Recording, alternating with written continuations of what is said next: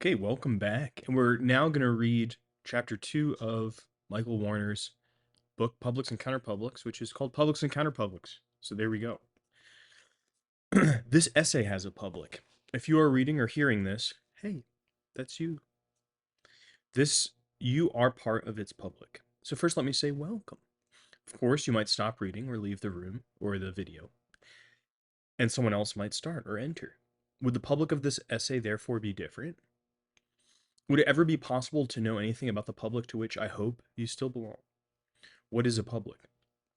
It is a curiously obscure question, considering that few things have been more important in the development of modernity. Publics have become an essential fact of the social landscape, yet it would tax our understanding to say exactly what they are. Several senses of the noun public. Oh, look who's joining me. Are you part of the public? Are you part of the public? No, probably not. The public is a kind of social totality. Its most common sense is that of the people in general. It might be the people organized as the nation, the commonwealth, the city, the state, or some other community. It might be very general, as in Christendom or humanity. But in each case, the public as a people is thought to include everyone within the field in question. The sense of totality is brought out by speaking of the public, even though to speak of a national public implies that others exist. There must be as many publics as polities. Now, polity means the kind of political order that you live under, the laws that you live under, and everyone involved in that. That's one way to understand it. But whenever one is addressed as the public, the others are assumed not to matter. That's an interesting kind of part of it. So, uh, when people are talking to the public, there always are other ones. But when the United States, when the president of the United States addresses the American people, he's addressing the public. He's probably not addressing like the Indian public, though perhaps in a very significant way, the message that's being said in that address, the State of the Union address, will affect those publics very directly, sometimes more directly even than the American public, those other publics. A public can also be a second thing, a concrete audience, a crowd witnessing itself in visible space, as with a theatrical public. Such a public also has a sense of totality bounded by the event or by the shared physical space. A performer on stage knows where her public is, how big it is, where its boundaries are, and what the time of its common existence is. A crowd at a sports event, a concert or a riot, might be a bit blurry around the edges, but still knows itself by knowing where and when it is assembled in the common visibility and common action. The club might be kind of dark, you know, drinking energy tea, which is, I just think tea with more tea in it. But you kind of know that you're there. So those are two different senses of public. Notice that they call this one a concrete audience. Shout out to the new rhetoric. Chaim Perlman and Lucy Albrecht Siddiqa, a concrete audience, is the one kind of thing. Well, the other one is kind of more abstract. Yeah. I will return to both of these senses of the term public, but what I mainly want to clarify in this essay is the third sense, the secret third thing, the kind of public that comes into being only in relation to texts and their circulation, like the public of this essay. Nice to have you with us still. The distinctions among these three senses are not always sharp and are not simply the difference between oral and written contexts. A text public can be based in speech as well as writing. When an essay is read aloud as a lecture at a university, for example, the concrete audience of hearers understands itself as standing in for a more indefinite audience of readers. And often, when a form of discourse is not addressing an institutional or subcultural audience like a profession, its audience can understand itself not just as a public, but as the public. In such cases, different senses of audience and circulation are in play at once. They suggest that it is worth understanding the distinctions better, if only because the transpositions among them can have important social effects. The idea of a public, as distinct from both the public and any bounded totality of audience, has become part of the common repertoire of modern culture. Everyone intuitively understands how it works. On reflection, however, its rules can seem odd. I would like to bring some of our intuitive understanding into the open in order to speculate about the history of the form and the role it plays in constructing our social world. So, first, a public is self organized. A public is a space of discourse organized by nothing other than discourse itself. It is autotelic. So, telos means kind of goal, and autos means self, so it gives its own kind of ends to itself. It exists only as the end for which books are published, shows broadcast, websites posted, speeches delivered, opinions produced. It exists by virtue of being addressed. A kind of chicken and egg circularity confronts us in the idea of a public. Could anyone speak publicly without addressing a public? But how can this public exist before being addressed? What would a public be if no one were addressing it? Can a public really exist apart from the rhetoric through which it is imagined? If you were to put down this essay and turn on the television, would my public be different? How can the existence of a public depend from one point of view on the rhetorical address, and from another point of view on the real context of reception? Real context of reception meaning people who actually hear it or people who actually read it, the concrete audience. These questions cannot be resolved on one side or another. The circularity is essential to the phenomenon. A public might be real and efficacious, but its reality lies in just this reflexivity by which an addressable object is conjured into being in order to enable the very discourse that gives it existence. So I can write kind of to a public and then put the letter in the draft in the desk, and it never sees the light of day. And in a sense, that letter is still a public document. Sometimes after people's death, we find these kinds of things, and then they take on that delayed sense of a public.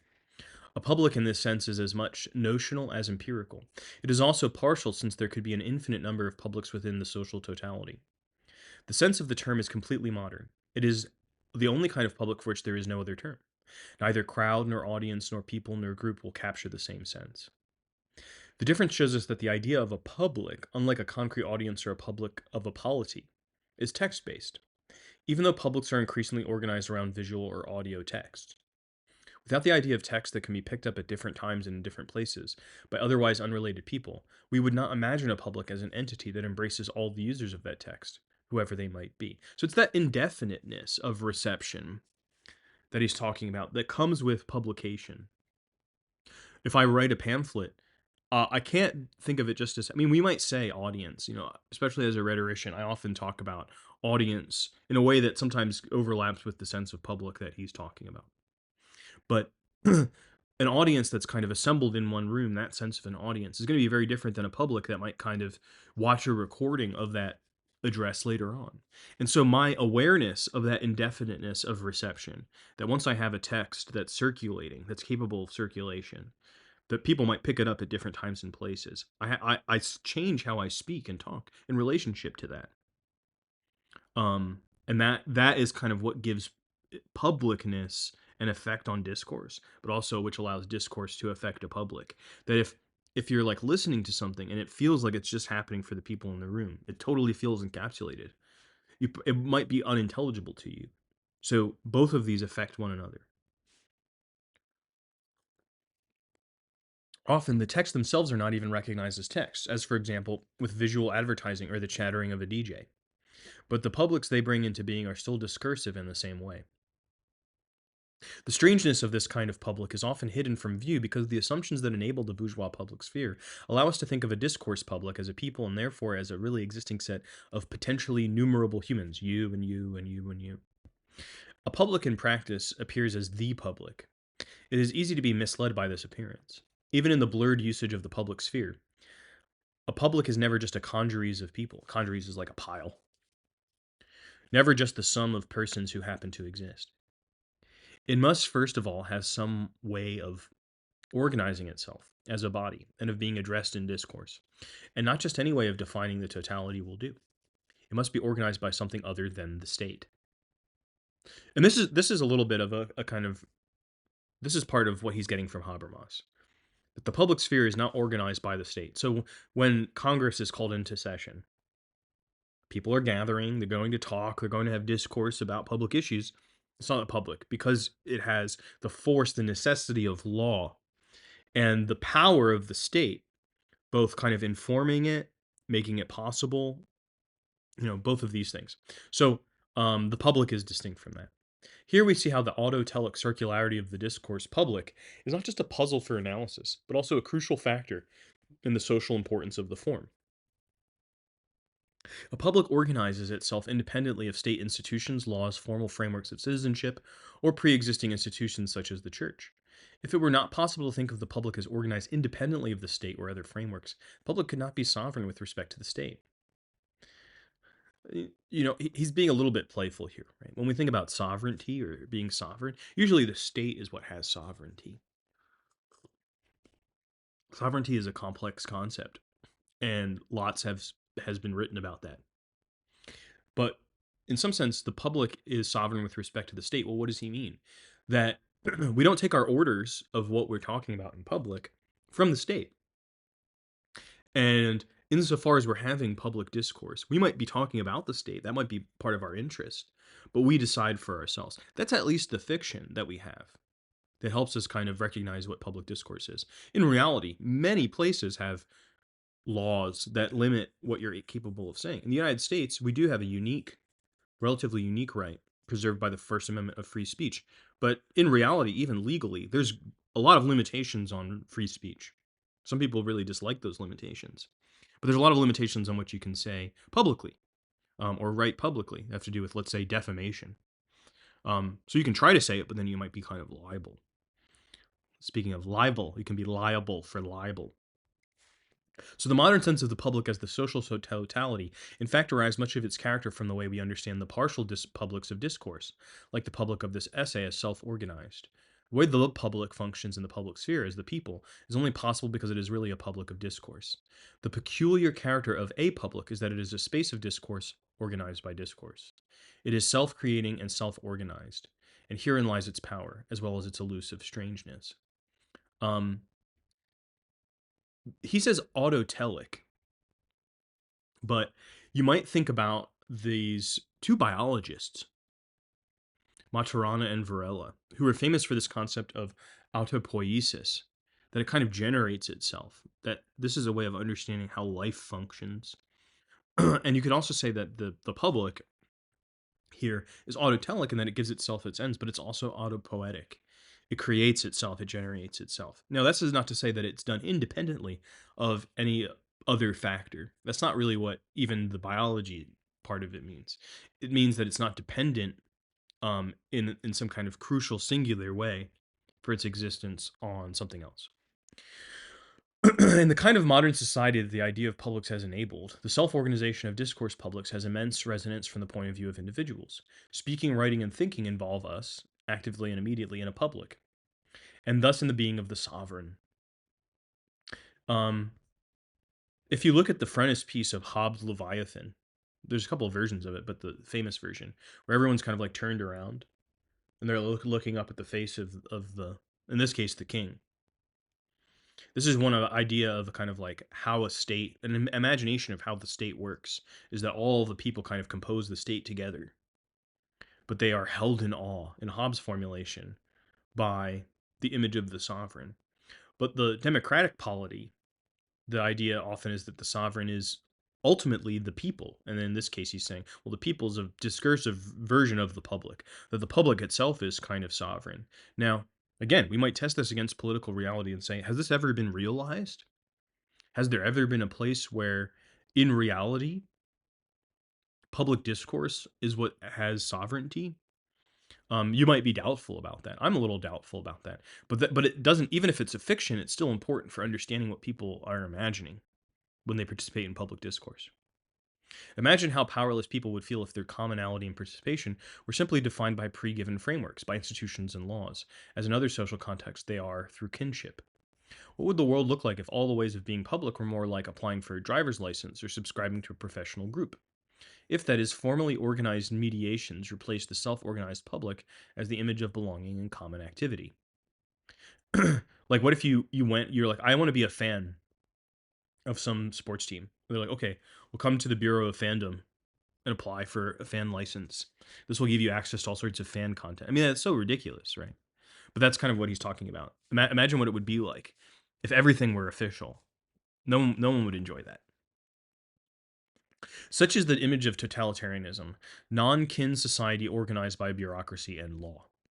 Everyone's position, function, and capacity for action are specified for her by administration. The powerlessness of the person in such a world haunts modern capitalism as well. Our lives are minutely administered and recorded, to a degree unprecedented in history, even more so than when he wrote this. I mean, he didn't realize how much of the surveillance is going to happen from other people with their phones.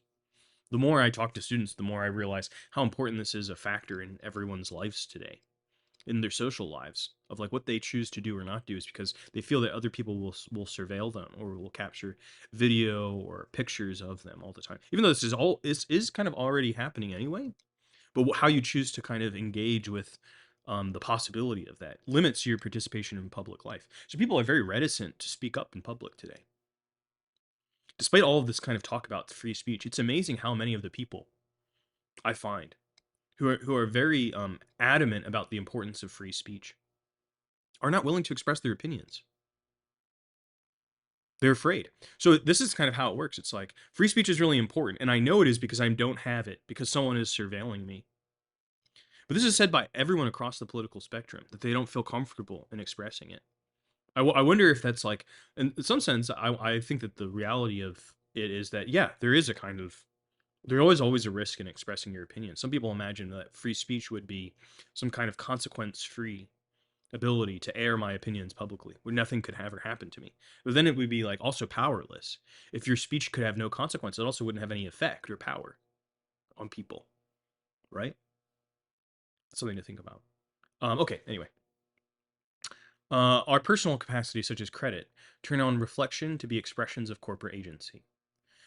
Without a faith, justified or not, in self organized publics, organically linked to our activity in the very existence, capable of being addressed and capable of action, we would be nothing but the peasants of capital. Which, of course, we might be, and some of us more than others. The peasants of capital. We talked in the class just before I'm recording this, about the peasantry.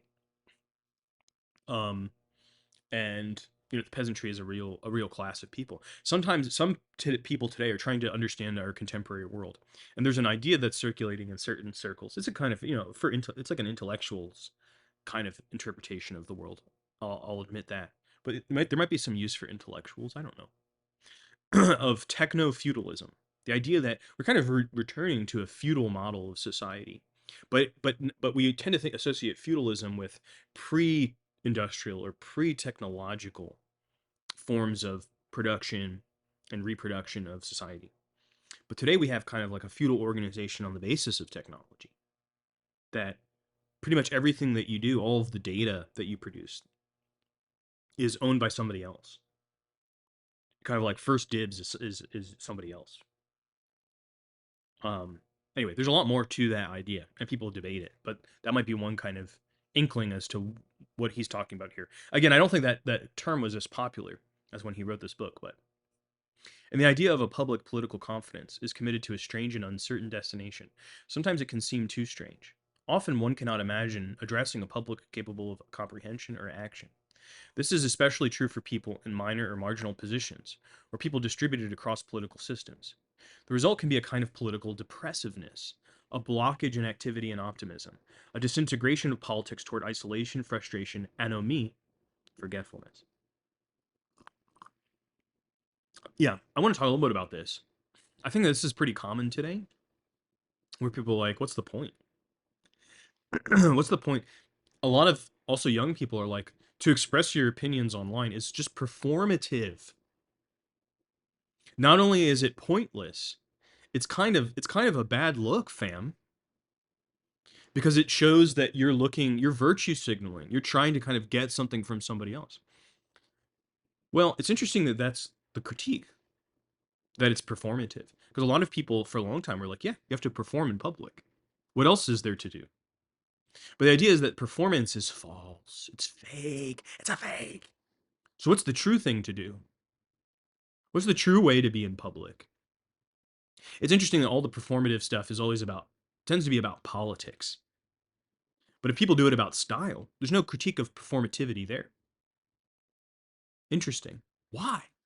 What's this idea? I think it has to do with this kind of a version of this disintegration of politics. That the political is so difficult for people to imagine as something that relates to them. That if someone expresses a political opinion, that it must be false because it doesn't relate to them. They're looking for something else. They're looking for personal credit or valorization. I think there's also something else going on here that maybe is like kind of out of view for him and is sort of out of view for me until recently, which is a lot of people again, and I do think especially young people today literally don't know what I'm talking about when I'm talking about the public.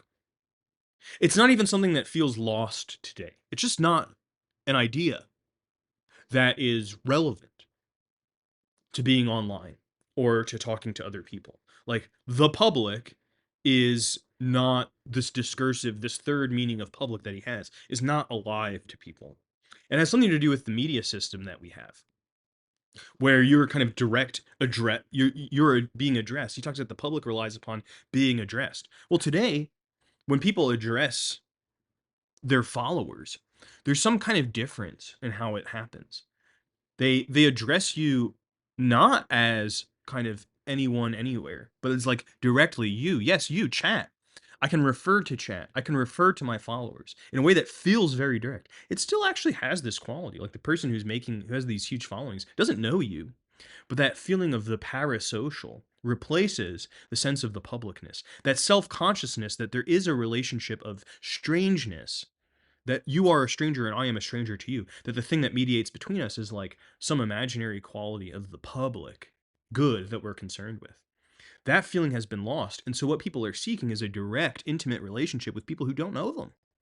We call that the parasocial. Very weird, kind of spooky. We're self-conscious about it, but it's hard for people to imagine an alternative. The alternative is right behind us though, historically. The alternative is publicity in the sense of publicness, not publicity in the sense of celebrities and minor celebrities called influencers. Publicity in the sense of what do we need to talk about in order to get to a better common life. This possibility, never far out of the picture, reveals by contrast how much ordinary belonging requires confidence in a public. Confidence in the possibility of a public is not simply the professional habit of the powerful, of the pundits and wonks and reaction shot secondary celebrities who try to perform our publicness for us. The same confidence remains vital for people whose place in public media is one of consuming, witnessing, griping, or gossiping rather than one of full participation or fame. Whether faith is justified or partly ideological, a public can only produce a sense of belonging and activity if it is self organized through discourse rather than through an external framework. Like if it's your job to go do stuff, it's a different sense of like what you're doing than if you do it voluntarily, yeah? This is why any distortion or blockage in access to a public can be so grave, leading people to feel powerless and frustrated. Externally organized frameworks of activity, such as voting, are and are perceived to be poor substitutes. So, voting here, taking a little pot shot here at voting. Is Michael Warner saying you shouldn't vote? No, I don't think exactly. That's not exactly what he's saying.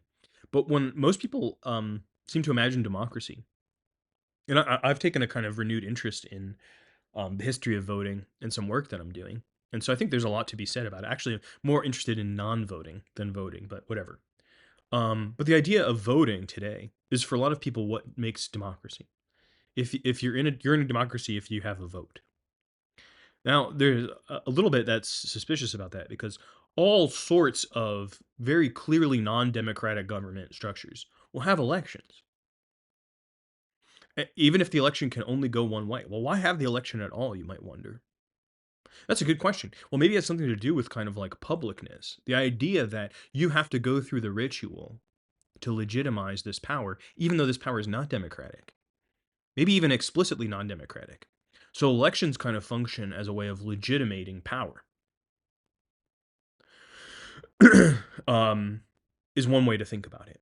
And so if the public sphere has something to do to go back to the Habermas version, something to do with kind of like the critical side of things. If the only thing you can do is legitimate, then you can't really do anything critical. So also from Michael Warner's point of view, if it's externally organized, like elections are typically organized by the state. Sometimes they're organized by international observers. If there's been some if there's been some kind of problem with the elections historically, they'll come in and make sure that nobody's interfering. This happens sometimes. But if it's organized by the state, then your ability to kind of like see it as something that is yours, even if you can voluntarily choose to vote or not vote. Some places have compulsory voting. Australia has compulsory voting. If you don't vote, you have to pay a fine. But even so, even if it's not compulsory, your participation in it is organized externally. You don't get a say in how voting itself is organized, typically. Okay. Yet perhaps just because it does seem so important to belong to a public, or to be able to know something about the public to which one belongs. Such substitutes have been produced in abundance. People have tried hard to find or make some external way of identifying the public, of resolving its circularity into either chicken or egg. The idea that the public might be as changeable and as unknowable as the public of this essay, are you still with me? Seems to weaken the very political optimism that the accessibility of the public allows. Pollsters and some social scientists think that their method is a way of defining a public as a group that could be studied empirically independently of its own discourse about itself. Early in the history of research in communications theory and public relations, it was recognized that such research was going to be difficult, since multiple publics exist and one can belong to many different publics simultaneously. Public opinion researchers have a long history of unsatisfying debate about this problem and method. What determines whether one belongs to a public or not? Space and physical presence do not make much difference. A public is understood to be different from a crowd, an audience, or any other group that requires co-presence. Personal identity does not in itself make one part of a public. Publics differ from nations, races, professions, and any other groups, though not requiring a co-presence, saturate identity. Belonging to a public seems to require at least minimal participation, even if it is patient or notional, rather than a permanent state of being. Merely paying attention could be enough to make you a member. How then could a public be quantified? This is, as he says, still a problem in public opinion research. Some have tried to define a public in terms of common interests, speaking, for example, of a foreign policy public or a sports public. This way of speaking only pretends to escape the conundrum of the self-creating public. It is like explaining the popularity of films or novels as a response to market demand. The claim is circular because market demand is entirely inferred from the popularity of the works themselves. Well, I mean, there is some ways to kind of juke it sometimes, isn't there? Where someone will publish a book and they'll have like a bunch of people that have money buy a bunch of the books, so it goes on the bestseller, and people are like, "Oh, it's a bestseller. It must be good," as a way of marketing it. But we get the point that you can't explain popularity by being like, "There's a lot of demand for it." It's just another way of framing. It's a circular argument. Appetitio principii. The idea of a common interest like that of a market demand appears to identify the social base of public discourse, but the base is in fact projected from the public discourse itself rather than external to it. Of all the contrivances designed to escape this circularity, the most powerful by far has been the invention of polling. Polling, together with related forms of market research, tries to tell us what the interests, desires, and demands of a public are, without simply inferring them from public discourse. It is an elaborate apparatus designed to characterize a public as social fact, independent of any discursive address or circulation. As Pierre Bourdieu pointed out, however, this method proceeds by denying the constitutive role of polling itself as a mediating form. Habermas and others have further stressed that the device now systematically distorts the public sphere, producing something that passes as public opinion, when in fact it results from a form that has none of the open-endedness, reflexive framing, or accessibility of public discourse. Let me give a few of like the very basic critiques of public opinion, because I know you're not gonna go read these footnotes and figure out what all of this discourse is about. Let me give you a few examples. Public opinion polls, how do they work? Usually they call you. The classic way that they have called is on a landline. Let me explain what a landline is. It's a phone that's attached to a house.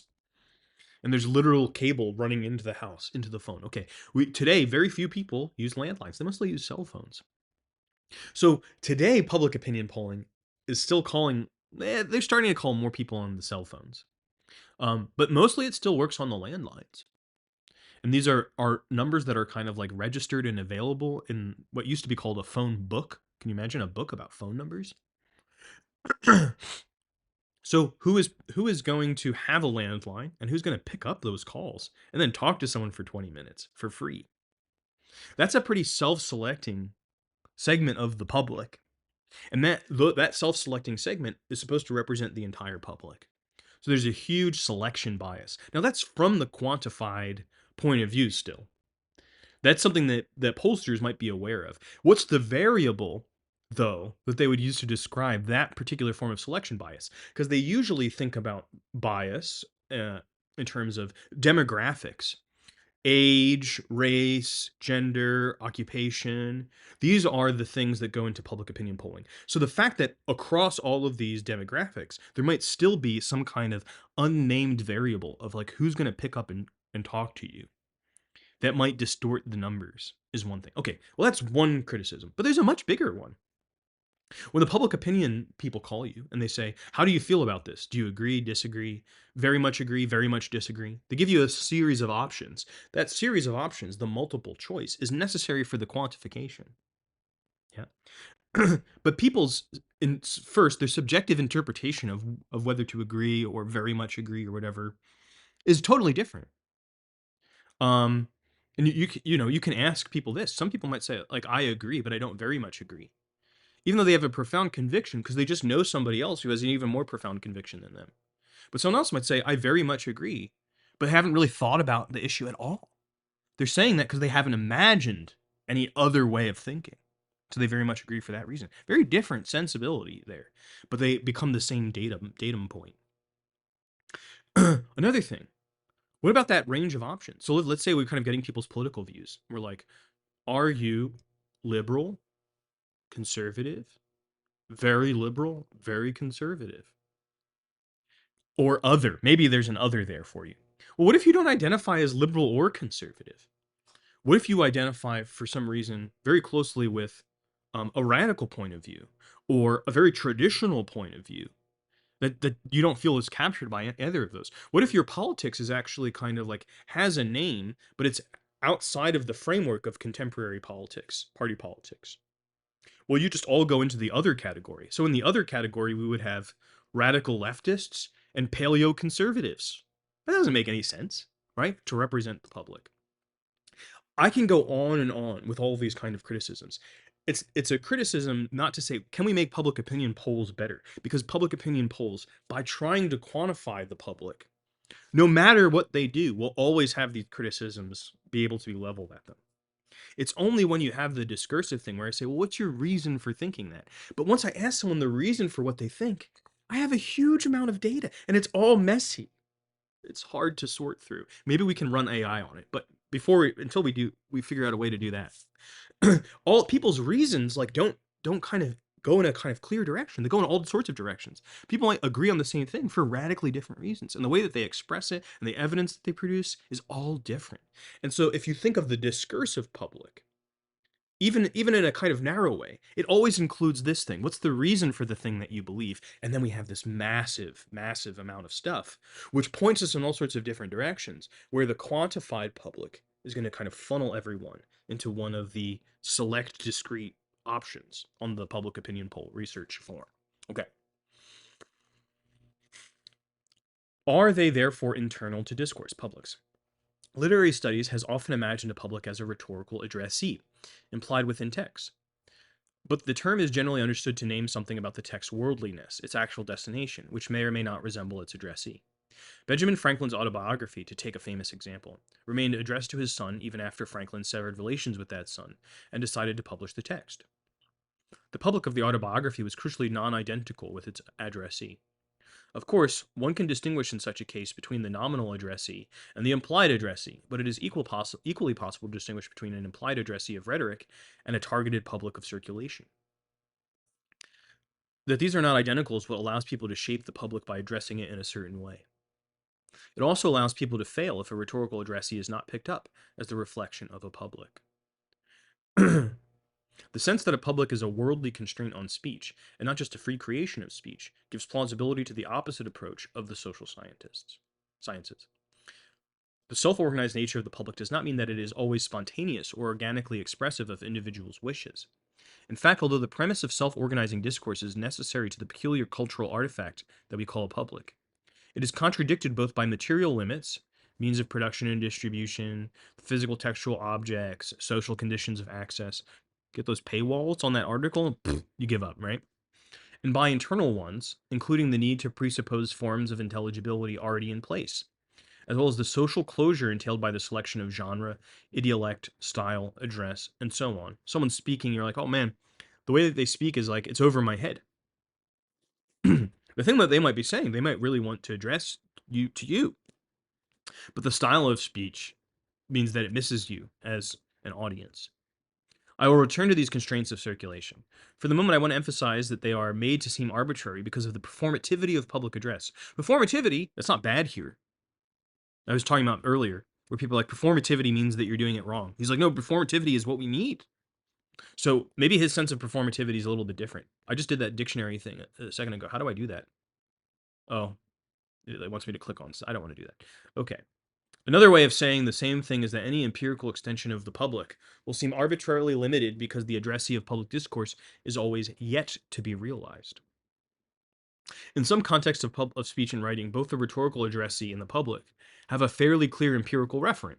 In correspondence and most email, in the reports and memos that are passed up and down bureaucracies, in love notes and Valentine's, Happy Valentine's Day, and Dear John letters, the object of address is understood to be an identifiable person or office, even if that addressee is already a generalized role. For example, a personnel committee or Congress or a church congregation, it is definite, known, nameable, and numerable. The interaction is framed by a social relationship. But for another class of writing contexts, including literary criticism, journalism, theory, advertising, fiction, drama, most poetry, the available addressees are essentially imaginary. This is true even of journalism, right? Journalists don't know you, which is not to say unreal. The people, scholarship, the republic of letters, posterity, the younger generation, the nation, the left, the movement, the world, the vanguard, the enlightened few, right-thinking people everywhere. Public opinion, the brotherhood of all believers. Humanity, my fellow queers. These are all publics. They are in principle open-ended. They exist by virtue of their address. The fact that we can address a future, be like, I want to address posterity. That's one of the ones he talks about. Addressing the future shows that we don't have a concrete series of people in mind. We're talking to an indeterminate group of people. It doesn't mean, again, not unreal people, but indeterminate in some basic way. This discourse is for anyone or everyone imagined to be a certain way. Although such publics are imaginary, writing to a public is not imaginary in the same way as writing to Pinocchio. All public addressees have some social basis. Their imaginary character is never merely a matter of private fantasy. By the same token, all addressees are to some extent imaginary, even that of a journal, especially if one writes to one's ideal self, one's posthumous biographers, and so on. They fail if they have no reception in the world, but the exact composition of their addressed publics cannot entirely be known in advance. A public is always in excess of its known social basis. It must be more than a list of one's friends. It must include strangers. Let me call this a second defining premise of the modern idea of a public. A public is a relation among strangers. Number 2. Other kinds of writing that has a definite addressee, which who can be known in advance, can of course go astray. Writing to a public incorporates that tendency of writing or speech as a condition of possibility. It cannot in the same way go astray because reaching strangers is its primary orientation. In modernity, why am I always saying it that way? In modernity, this understanding of the public is best illustrated by uses of print or electronic media, but it can also be extended to scenes of audible speech, if that speech is oriented to indefinite strangers. Friends, Roman, countrymen, lend me your ears, that kind of a thing. If that speech is, once the crucial background horizon of public opinion and its social imaginary has been made available, we've become capable of recognizing ourselves as strangers, even when we know each other. Declaiming this essay to a group of intimates, I could still be heard as addressing a public. Well, here I am declaiming it. Um, so yeah, if you invite some of your friends over, and you're like, I want to read you something. Tell me what you think. You might be asking for their personal opinion, but you also might kind of be asking them to imagine themselves as a public. How will this be received? How will this go down with other people who are not here if I were to publish this, right? The orientation to strangers is in one sense implied by a public's self-organization through discourse. A public sets its boundaries and its organization by its own discourse rather than by external frameworks, only if it openly addresses people who are identified primarily through their participation in the discourse, and who therefore cannot be known in advance. A public might also almost be said to be a stranger relationality in a pure form, because other ways of organizing strangers, nations, religions, races, guilds, have manifest positive content. Now, positive here doesn't mean good. It's positive, means that it's discrete, it's discernible. So what's the positive content of a nation? It might be a kind of population that has identity cards or something like that. Religions, it might have, architecture, sacred texts, things like this. And so on. That's what he means by positive content. They select strangers by criteria of territory or identity or belief or some other test of membership. One can address strangers in such contexts because a common identity has been established through independent means or institutions, creeds, armies, parties, and the like. A public, however, unites strangers through participation alone, at least in theory. Strangers come into relationship by its means, through the resulting social relationship, though the resulting social relationship might be peculiarly indirect and unspecifiable. Once this kind of public is in place as a social imaginary, I might add, stranger sociability inevitably takes on a different character. In modern society, a stranger is not as marvelously exotic as the wandering outsider would have been to an ancient medieval or early modern town. Lo, what news comes from afar? You wouldn't say to everyone that you don't know. You don't expect to know everybody that you see, even in a small town. There are going to be people that you don't know. And you're just like, oh, okay. They're a stranger. Stranger danger. Don't talk to strangers. What's that attitude about? Okay. In that earlier social order, or in contemporary analogs, a stranger is mysterious, a disturbing presence requiring resolution. In the context of the public, however, strangers can be treated as already belonging to our world. More they must be. This is a really good sentence, or kind of series of sentences, yeah? When he's talking about the difference between an earlier form and a public form, a modern public form. Strangers belong to the same world as you do already. And that imagination of kind of common belonging. And it's not common belonging like kumbaya, my lord. It's not common belonging that we all get along. Not at all. Common belonging that we like share certain things that can be assumed. That's very different. That's part of the stranger relationality of the public. They are a normal feature of the social. Strangers in the ancient sense, foreign, alienated, misplaced, might of course be placed to a degree by Christendom, the Ummah, that means the kind of community of believers in Islam, a guild or an army, affiliations one might share with strangers, making them a bit less strange. Strangers placed by means of these affiliations are on path to a commonality. Publics orient us to strangers in a different way. They are no longer merely people whom one does not yet know. Rather, an environment of strangerhood is the necessary premise of some of our most prized ways of being. Where otherwise strangers need to be on the path to commonality, in modern form, strangerhood is the necessary medium of commonality. So, like, if it's only common to me, if it's an inside joke, as we sometimes say, to my friends, then that's not that is a certain kind of form of commonality. But we kind of we value that as a in spite of its lack of interest by other people. Most of the ways that we value commonality is that we could find that commonality with a stranger in some imagined circumstance. A nation or a public or a market in which everyone could be known personally would be no nation or public or market at all. This constitutive and normative environment of strangerhood is more, too, than an objectively describable Gesellschaft. It requires our constant imagining. So in German, these terms Gesellschaft, there's another term called Gemeinschaft. Gemeinschaft is kind of like community, sort of. Gesellschaft is like society. It has that sense of strangeness in it. Gemeinschaft is like, I know where everybody knows your name. That kind of thing is the Gemeinschaft sense. But he's saying it's more than that. It's more than just a kind of society that you describe. We have to imagine it. The expansive force of these cultural forms cannot be understood apart from the way they make stranger relationality normative, reshaping the most intimate dimensions of subjectivity around co-membership with indefinite persons, anybody, in a context of routine action. The development of forms that mediate the intimate theater of stranger relationality must surely be one of the most significant dimensions of modern history, though the story of this transformation in the meaning of strangers has been told only in fragments. It is hard to imagine such abstract modes of being as rights-bearing personhood, species being, and sexuality, for example. Oh, look who arrived. Without forms that give concrete shape to the interactivity of those who have no idea with whom they interact.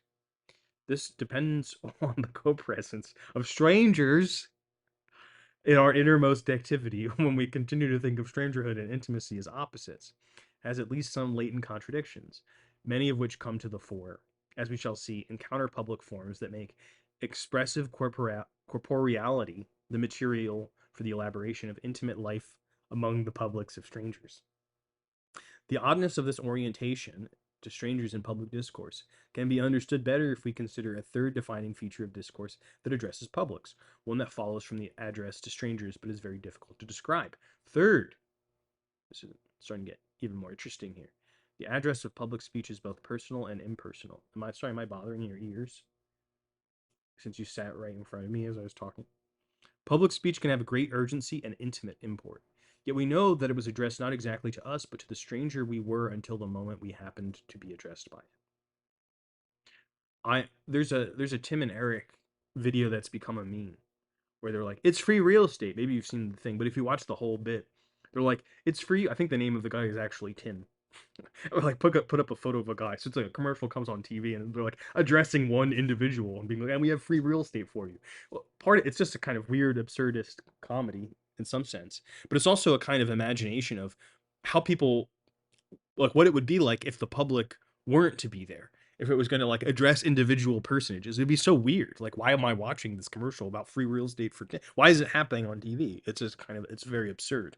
So instead, when you feel addressed in an intimate way by public discourse, it has this I don't want to say tension because that makes it feel like a conflict, but it has this layering to it that it's addressed to me in the sense that I'm recognized in my strangerhood in a way that I feel very intimate. I'm very connected with. To inhabit public discourse is to perform this transition continually, and to some extent it remains present to consciousness. Public speech must be taken in two ways, as addressed to us and as addressed to strangers. The benefit in this practice is that it gives a general social relevance to private thought and life. Our subjectivity is understood as having resonance with others, and immediately so. I like to find sometimes these very low view videos on YouTube. And if you're in my Discord server, you can find some of these. I'll sometimes put these in the interesting speeches channel. Sometimes interesting speeches is like political address, but sometimes it's just random people talking into a camera. This is all interesting to me. But I'm very interested by people who are like, just start talking about what's ever in their head into a microphone. Stream of consciousness, you might say. But the way that they do it is still addressed to a public. They're still kind of thinking about how it might be relevant to a public, even though they do very little work, in my opinion, usually. To make it relevant to a public in the traditional sense of being like, this is how it connects to issues that we know are commonplace, you can still say in how they talk to it, talk to the camera, talk to the microphone, that they're imagining other people resonating with what they're saying. It's interesting, right? You might even do this in your head sometimes. To say it metaphorically, you may think this way sometimes. You might kind of imagine other people hearing you, hearing your thoughts, being like, how would they think about it? This necessary element of impersonality in public address is one of the things missed from the view in the Althuserian notion of interpolation, at least as it's currently understood. Louis Althusser's famous example is speech addressed to a stranger. A policeman says, "Hey, you!" In the moment of recognizing oneself as the person addressed, the moment of turning around, me? One is interpolated as the subject of state discourse. You show that you're guilty when the policeman's like, "Hey, you," and you turn around. This example, it comes from a famous essay by this guy, Louis Althusser. I've always kind of thought it wasn't that good of an example. I've used it myself, but I'm like, a lot of people might turn around. So anyway, he's going to critique it. Althusser's analysis had the virtues of showing the importance of imaginary identification and locating it not in the coercive or punitive force of the state, but in the subjective practice of understanding. When the model of interpolation is extracted from his example to account for public culture generally, the analysis will be skewed because the case Althusser gives is not an example of public discourse. A policeman who says, "Hey, you," will be understood to be addressing a particular person, not a public. When one turns around, it is partly to see whether one is that person. If not, one goes on. If so, then all the others who might be standing on the street are bystanders, not addressees. With public speech, by contrast, we might recognize ourselves as addressees, but it is equally important that we remember that the speech was addressed to indefinite others, that in singling us out, it does so not on the basis of our concrete identity, but by virtue of our participation in the discourse alone, and therefore in common with strangers. It isn't just that we are addressed in public as certain kinds of persons, or that we might not want to identify as that person. Though this is often enough the case is when the public is addressed as heterosexual, or white, or sports-minded, or American. We haven't been misidentified exactly. It seems more to the point to say that publics are different from persons, and that the address of public rhetoric is never going to be the same as the address to actual persons, and that our partial non-identity with the object of address in public speech seems to be part of what it means to regard something as public speech. So when I hear public speech, and I'm like, I might even say things like, "Wow, that's so relatable," or like, "Wow, that really sees me," or like, "I feel seen by that." All these kinds of ways that we do it. We don't have the idea that it is only seeing us, that is only relating to us. It's public characters that we recognize in it a kind of indefiniteness that other people may also find kind of relationship to it. And that's, in some sense, I think, a big part of what relatability is actually about. Even though when you ask people what relatability is, the common sense understanding of relatability will be something like this. It'll be kind of like, oh, someone will say something and then I'll have experienced that in my own life. And I think that's like only half the story. Relatability as a public affect only works when a bunch of people are able to say, "Oh my god, that's a thing for you too. Me too. That's so me." That's so me in the sense that I'm belonging or participating to something that is recognized by others. It's not just the mere kind of common instance of one thing in two people's lives. That's not relatability in the way that it really is meaningful to a lot of people today.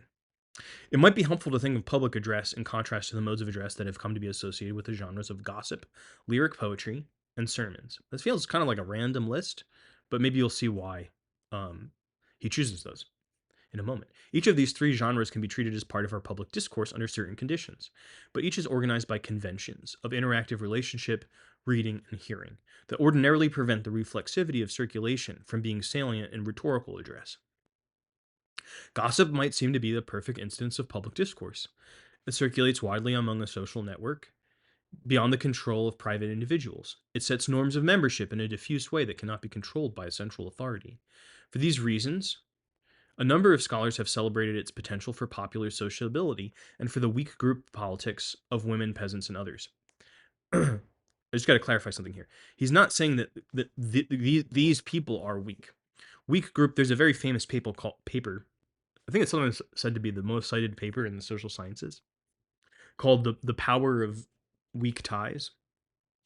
And when we're talking about networks, really what networks imply is that there are weak ties between the various nodes. If they're all strongly tied together, you don't have a network. You have like, I don't know what the model would be like.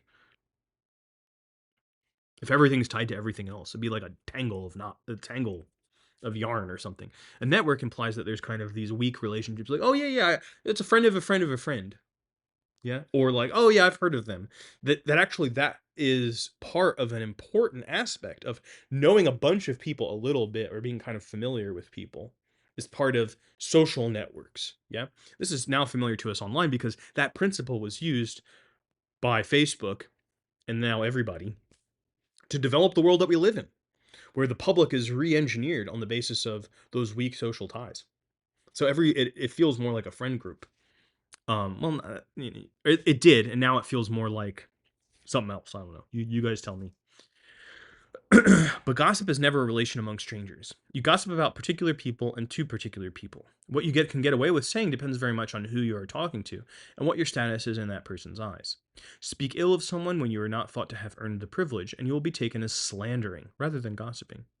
Gossip circulates without the awareness of some people, and it must be prevented from reaching them in the wrong way. Intensely personal measurements of group membership, relative standing, and trust are the constant and unavoidable pragmatic work of gossip. An apparent exception is gossip about public figures who do not belong to the social network made by gossiping, especially when official or unofficial censorship made scandal unreportable by more legitimate means. So I gave you, if in my class we talked about Lipstick Alley, and I sent people to that website to look at it, and that's kind of this example of public gossip.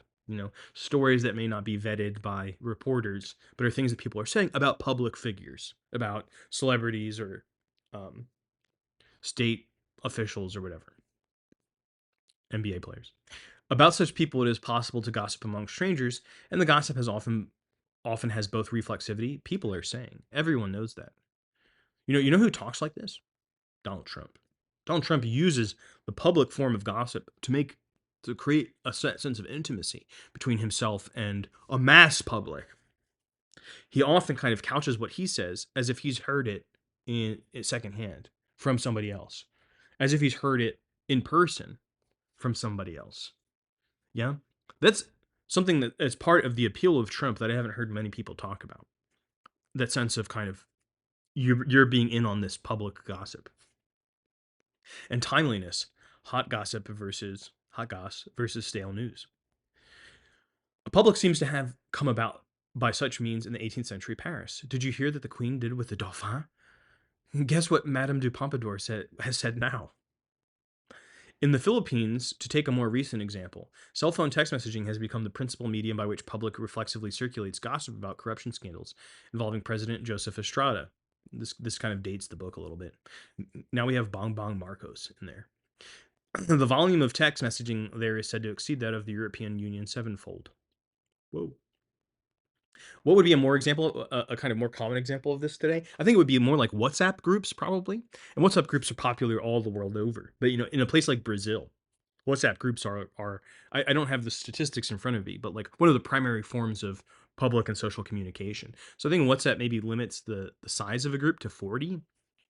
But then all of this kind of political gossip and fake news is being circulated through these kinds of text messaging channels.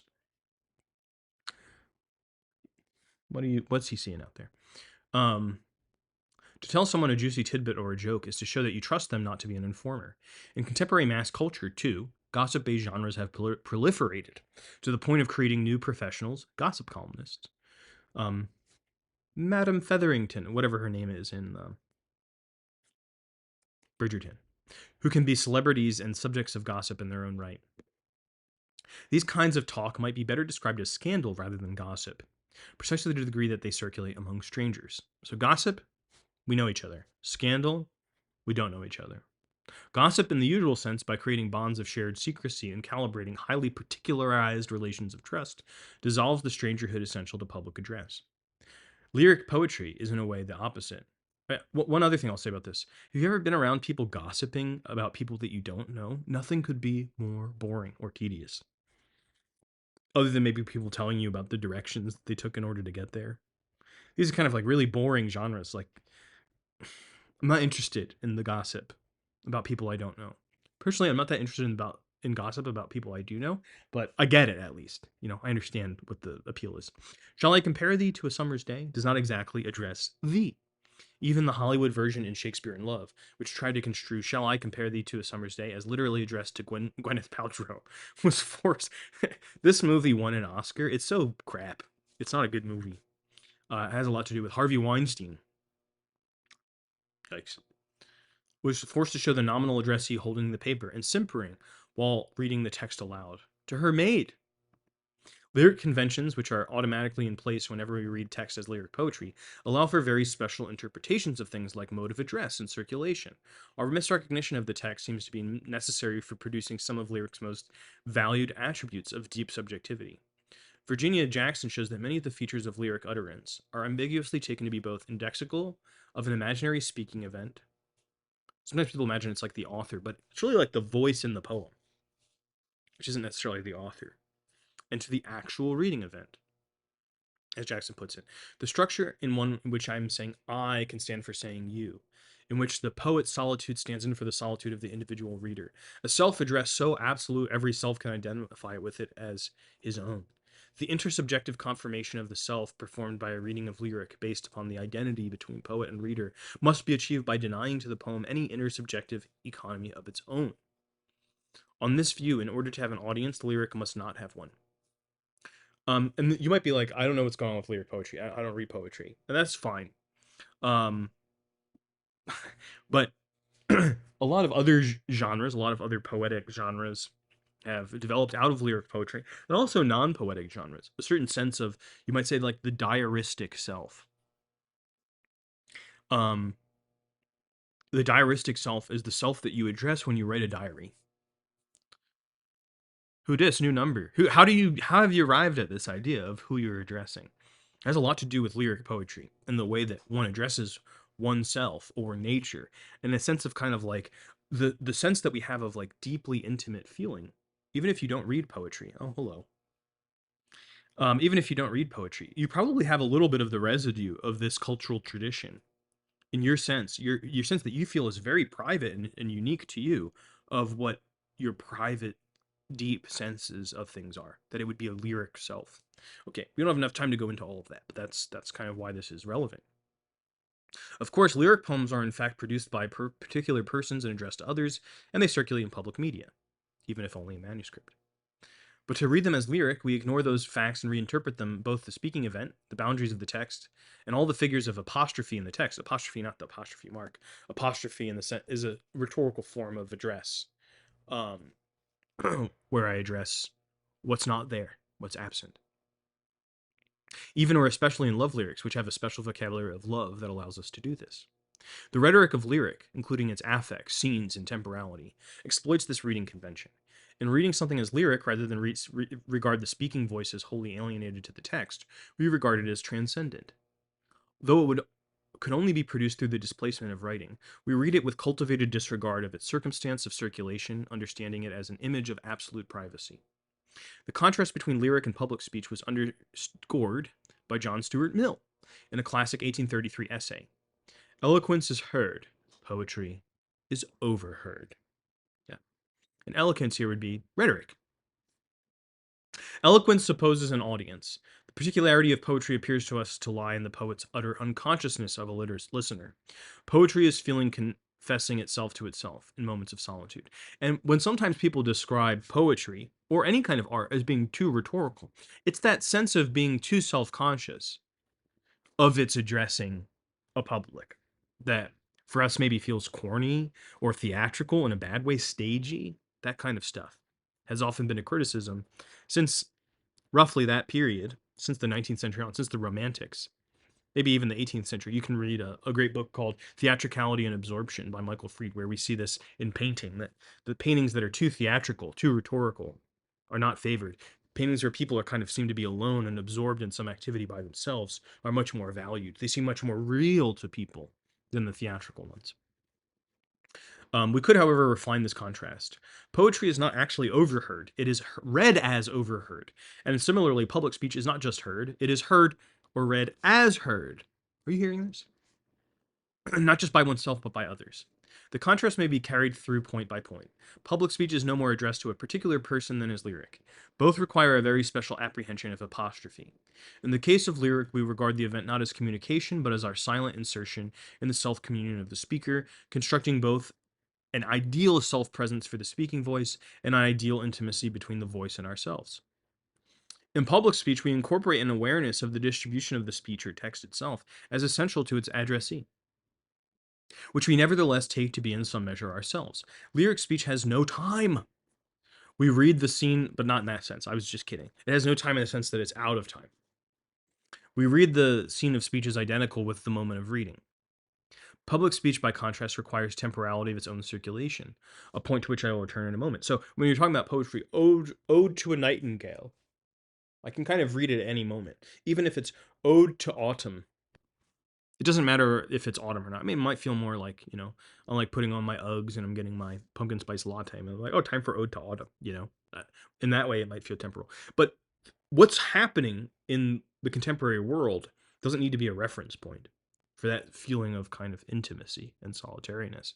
But if I'm giving a speech, and one of the reasons as a rhetorician, a lot of people, a lot of the stuff that is really interesting to rhetoricians is really boring to read, is because it's stuff that's addressing people who are in a contemporary moment with other people, and it's not our moment. We are clearly not the addressees of that public, and so it's hard. It can be hard to listen to. So rhetoricians are approaching it with like a different angle on it in order to make it interesting again. Of being like, well, what's the appeal here?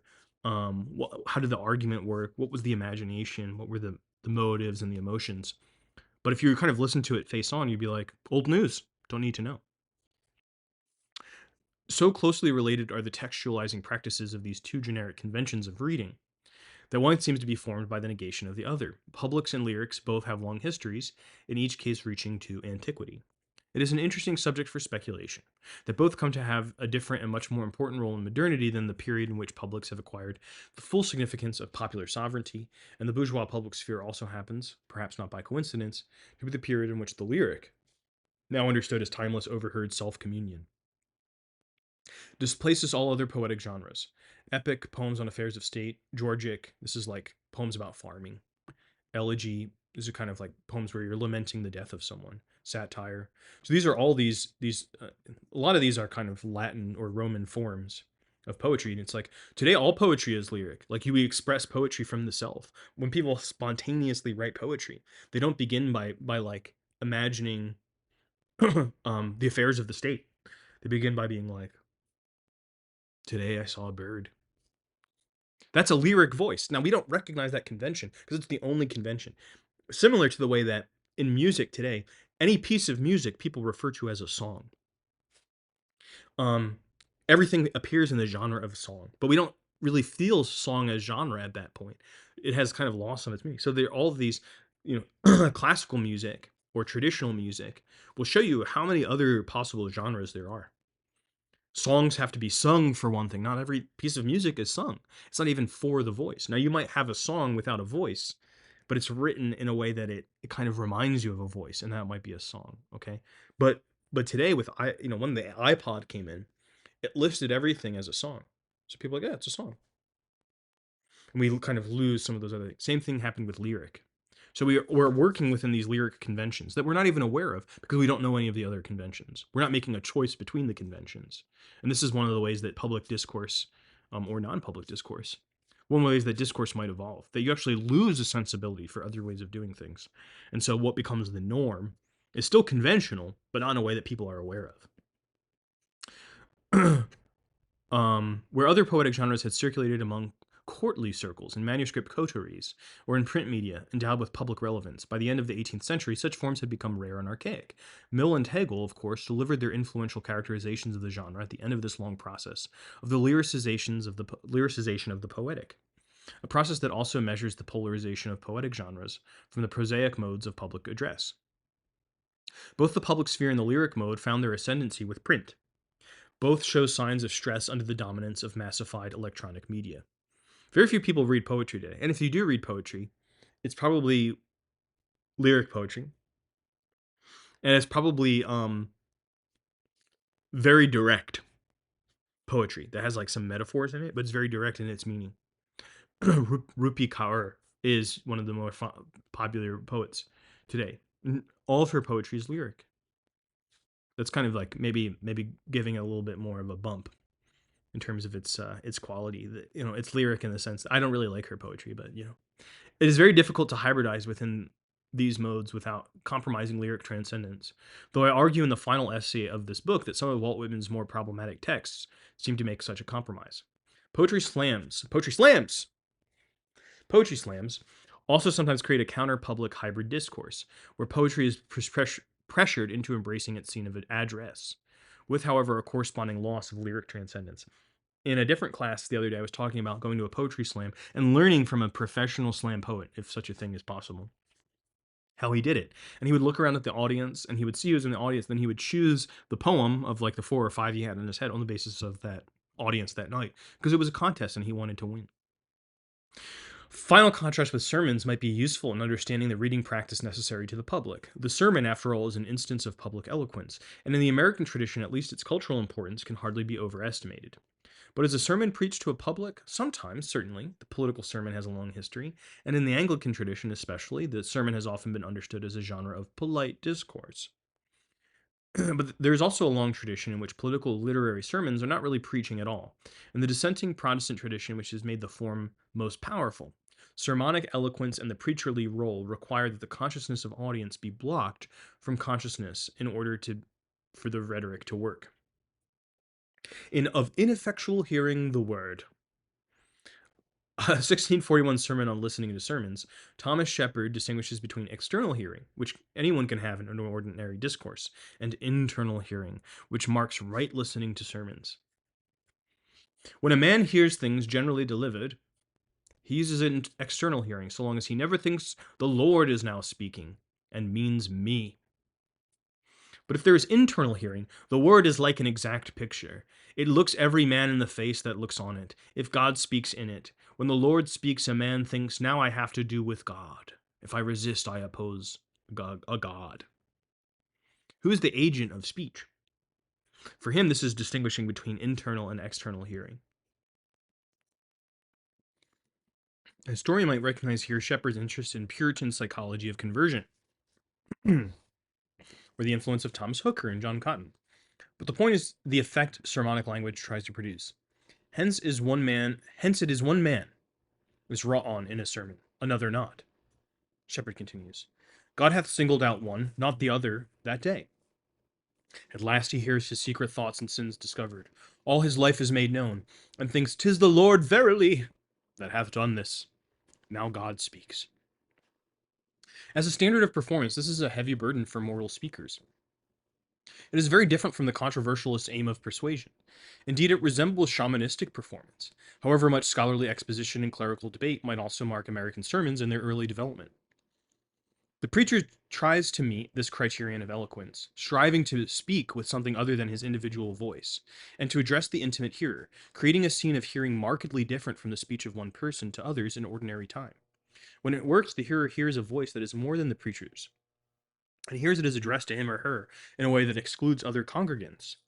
I'm not sure about that part, but it has a special meaning that might be your own, even if they too turn out to be having moments of inner revelation.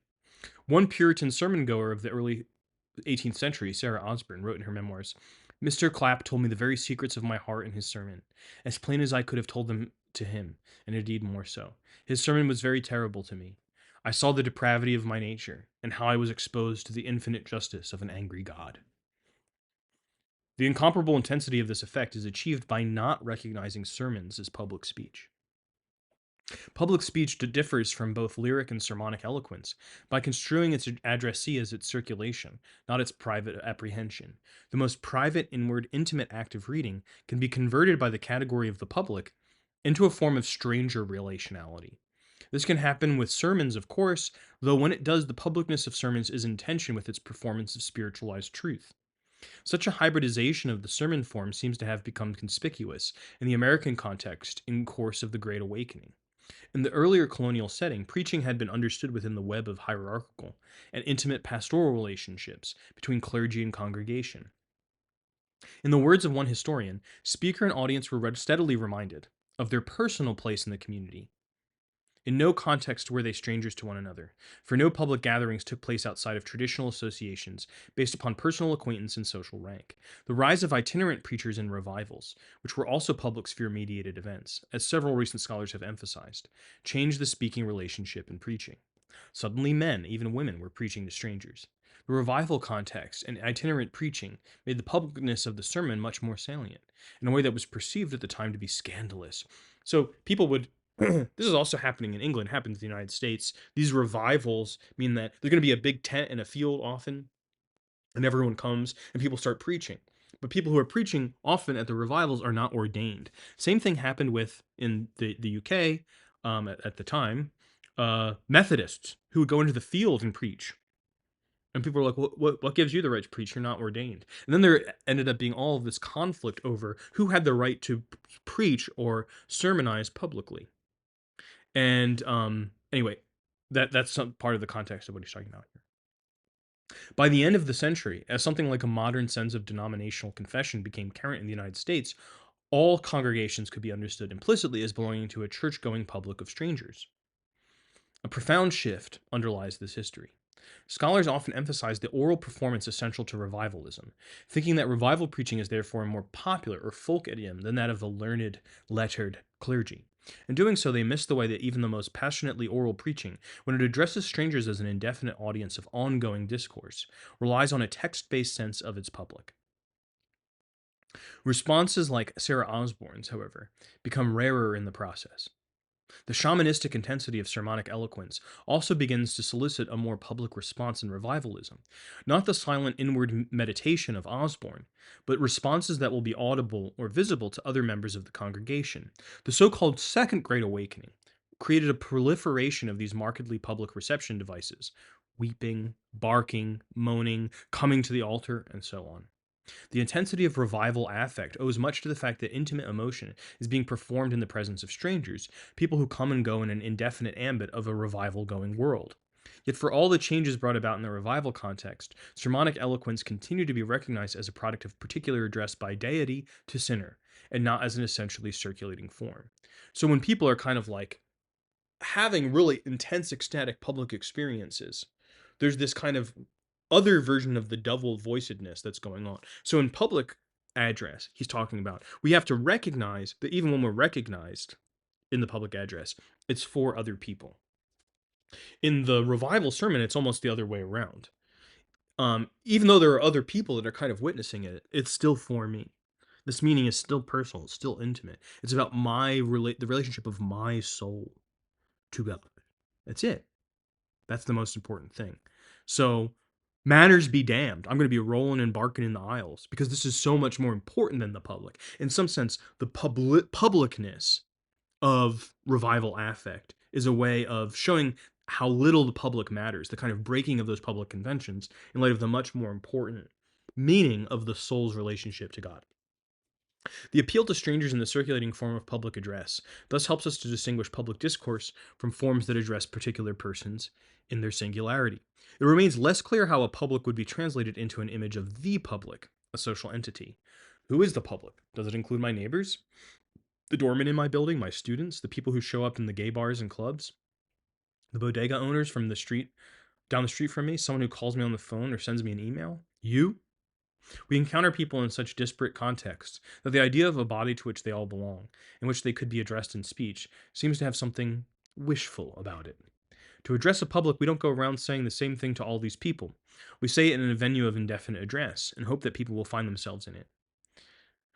The difference can be a source of frustration, but it is also a direct implication of the self organization of the public as a body of strangers united through the circulation of their discourse, without which public address would have none of its special importance to modernity. Walter Lippmann, in a way, picked up on the odd nature of public address when he complained that no one could possibly be the sort of creature that is routinely addressed as the public of politics, the fully informed, universally interested and attentive, vigilant, potent, and decisive citizen. I have not happened to meet anybody, from a president of the United States to a professor of political science, who came anywhere near to embodying the accepted ideal of the sovereign and omnicompetent citizen. So the newspaper is like, you should know about all this stuff. I don't know about all of this stuff. Who's supposed to know about all of this stuff? Well, no one really does. There isn't an individual who compasses the knowledge that seems to be the required minimum for being addressed in public, in the political public sphere.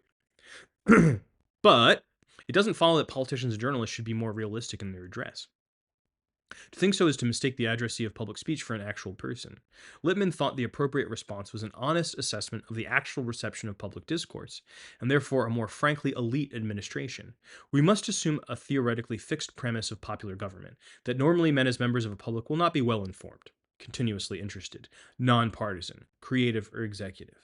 We must assume that a public is inexpert in its curiosity, intermittent, that it discerns only gross distinctions, is slow to be aroused and quickly diverted, that since it acts by aligning itself, it personalizes whatever it considers, and is interested only when events have been melodramatized as a conflict. Sound familiar?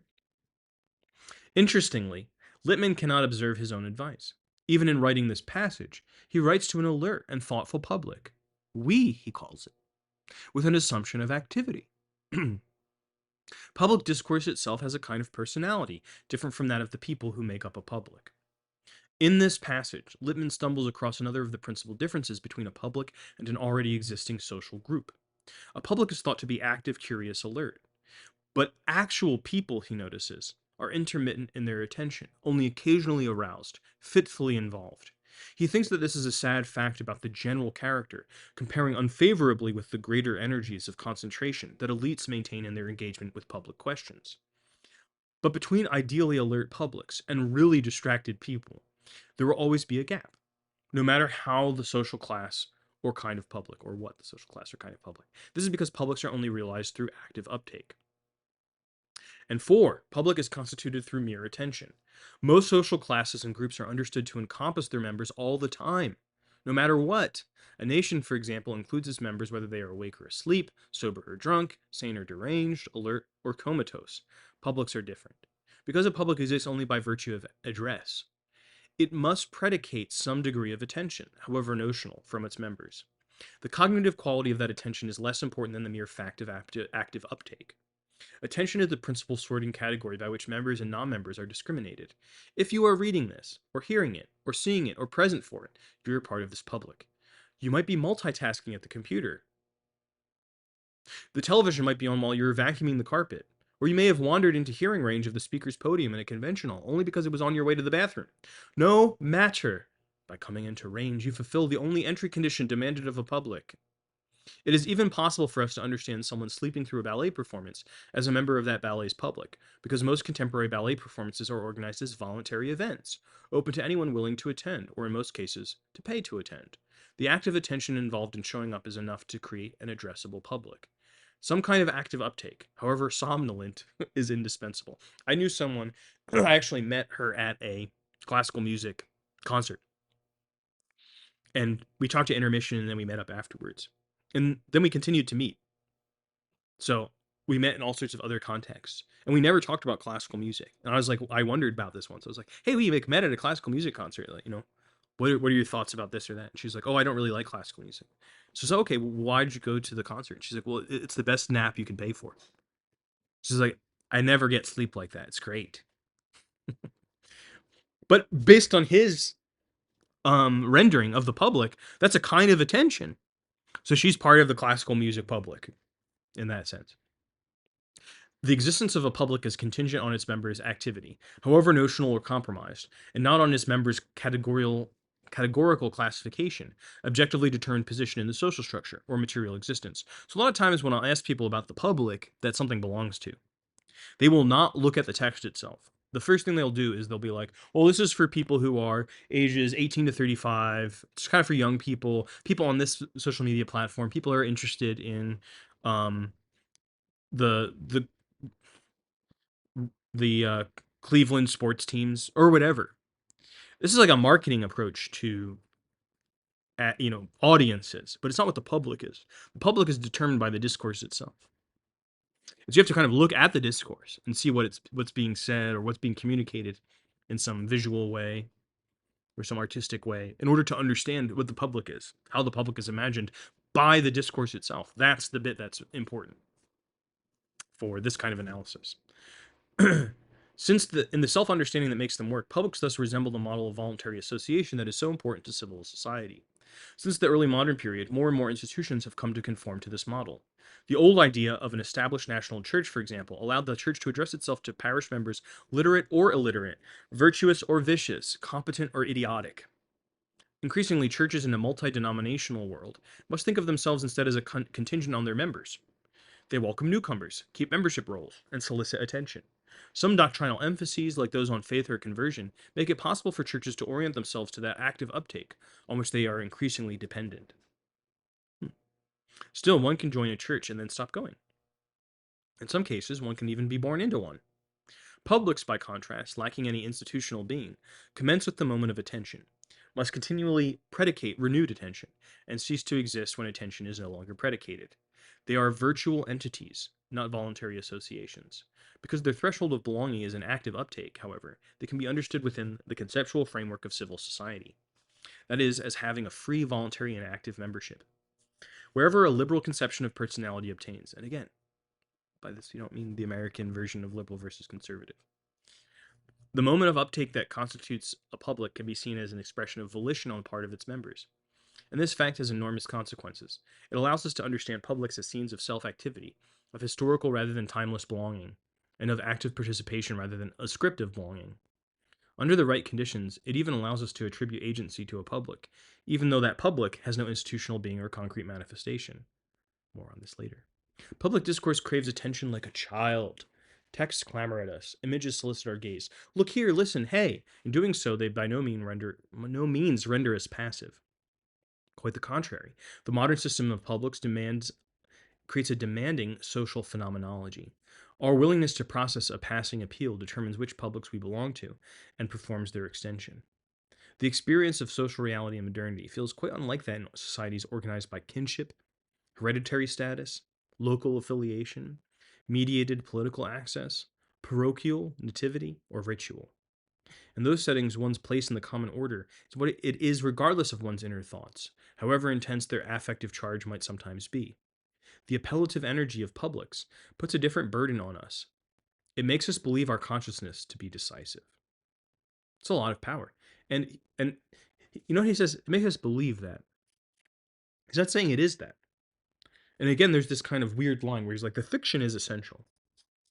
The fiction is essential for the public to function at all.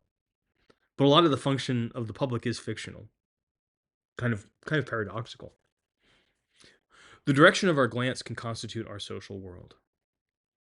The themes I've discussed so far, the self-organization of publics through discourse, their orientation to strangers, the resulting ambiguity of personal and impersonal address, and membership by mere attention, can be clarified if we remember their common assumption, which goes a long way toward explaining the historical development of the other four. 5. A public is the social space created by the reflexive circulation of discourse. So all of these terms are important. Public, social space, reflexive, circulation, discourse. This dimension is easy to forget if we only think about a speech event involving a speaker and an addressee. In that localized exchange, circulation may seem irrelevant, extraneous. That is one reason why sender-receiver or author-reader models of public communication are so misleading. No single text can create a public, nor can a single voice, a single genre, even a single medium. All are insufficient to create the kind of reflexivity that we call a public, since a public is understood to be an ongoing space of encounter for discourse. It's already been going on, and it's going to continue to going on. I find myself in the middle of a public. In time, I imagine a public didn't just begin.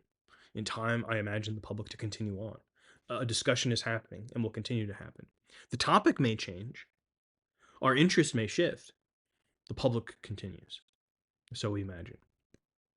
Between the discourse that comes before and the discourse that comes after, one must postulate some kind of link. And the link has a social character. It is not mere consecutiveness in time, but an interaction. The usual way of imagining the interactive character of public discourse is through metaphors of conversation. We're having the public conversation, answering, talking back. Argument and polemic, as manifestly dialogic genres, continue to have a privileged role in the self-understanding of publics. Indeed, it is remarkable how little work in even the most sophisticated forms of theory have been able to disentangle public discourse from its self-understanding as conversation. In addressing a public, however, even texts of the most rigorously argumentative and dialogic genres also addresses onlookers, not just parties to argument. So a lot of times you're kind of like reading, like what's going on. I just got an invitation to come to a brave conversation about immigration. So it's interesting to me because I'm part of a public discourse about immigration, but I will be an onlooker to this conversation. There might be a Q&A afterwards where they say, well, we have a few time, we have 5 minutes for questions or something like that. But I'm going to be an onlooker. I'm going to be a listener to the conversation because I'm interested in the positions that people would express. Not necessarily because they're my positions. I have a feeling, based on the advertising, that neither of the speakers in this conversation, this brave conversation, shares an opinion with me. We might share some opinions, but not an entire position in the controversy surrounding immigration. They try to characterize the field of possible interplay. When appearing in a public field, genres of argument and polemic must accommodate themselves to the special conditions of public address. The agonistic, this is about kind of struggle, interlocutor is coupled with passive interlocutors, known enemies with indifferent strangers, parties present to a dialogue situation with parties whose textual location might be in other genres or scenes of circulation entirely. The meaning of any utterance depends on what is known and anticipated from all these different quarters. In public argument or polemic, the principal act is that of projecting the field of argument itself, its genre, its range of circulation, its stakes, its idiom, its repertoire of agencies. Any position is reflexive, not only asserting itself, but characterizing its relation to other positions up to limits that are the imagined scene of circulation. The interactive relation postulated in public discourse, in other words, goes far beyond the scale of conversation or discussion to encompass a multi-generic life world, organized not just by a relational axis of utterance and response, but by potentially infinite axes of citation and characterization. Anything that addresses a public is meant to undergo circulation. This helps us to understand why print and the organization of markets for print were historically so central to the development of the public sphere. But print is neither necessary nor sufficient for publication in the modern sense. Not every genre of print can organize the space of circulation. The particularly addressed genres I listed earlier, correspondence, memos, Valentine's bills, are not expected to circulate, and that is why they are not oriented towards a public. Circulation also accounts for the way a public seems both internal and external to discourse, both notional and material. From the concrete experience of a world in which available forms circulate, one projects a public. And both the known and the unknown are essential to the process. The known element in the addressee enables a scene of practical possibility.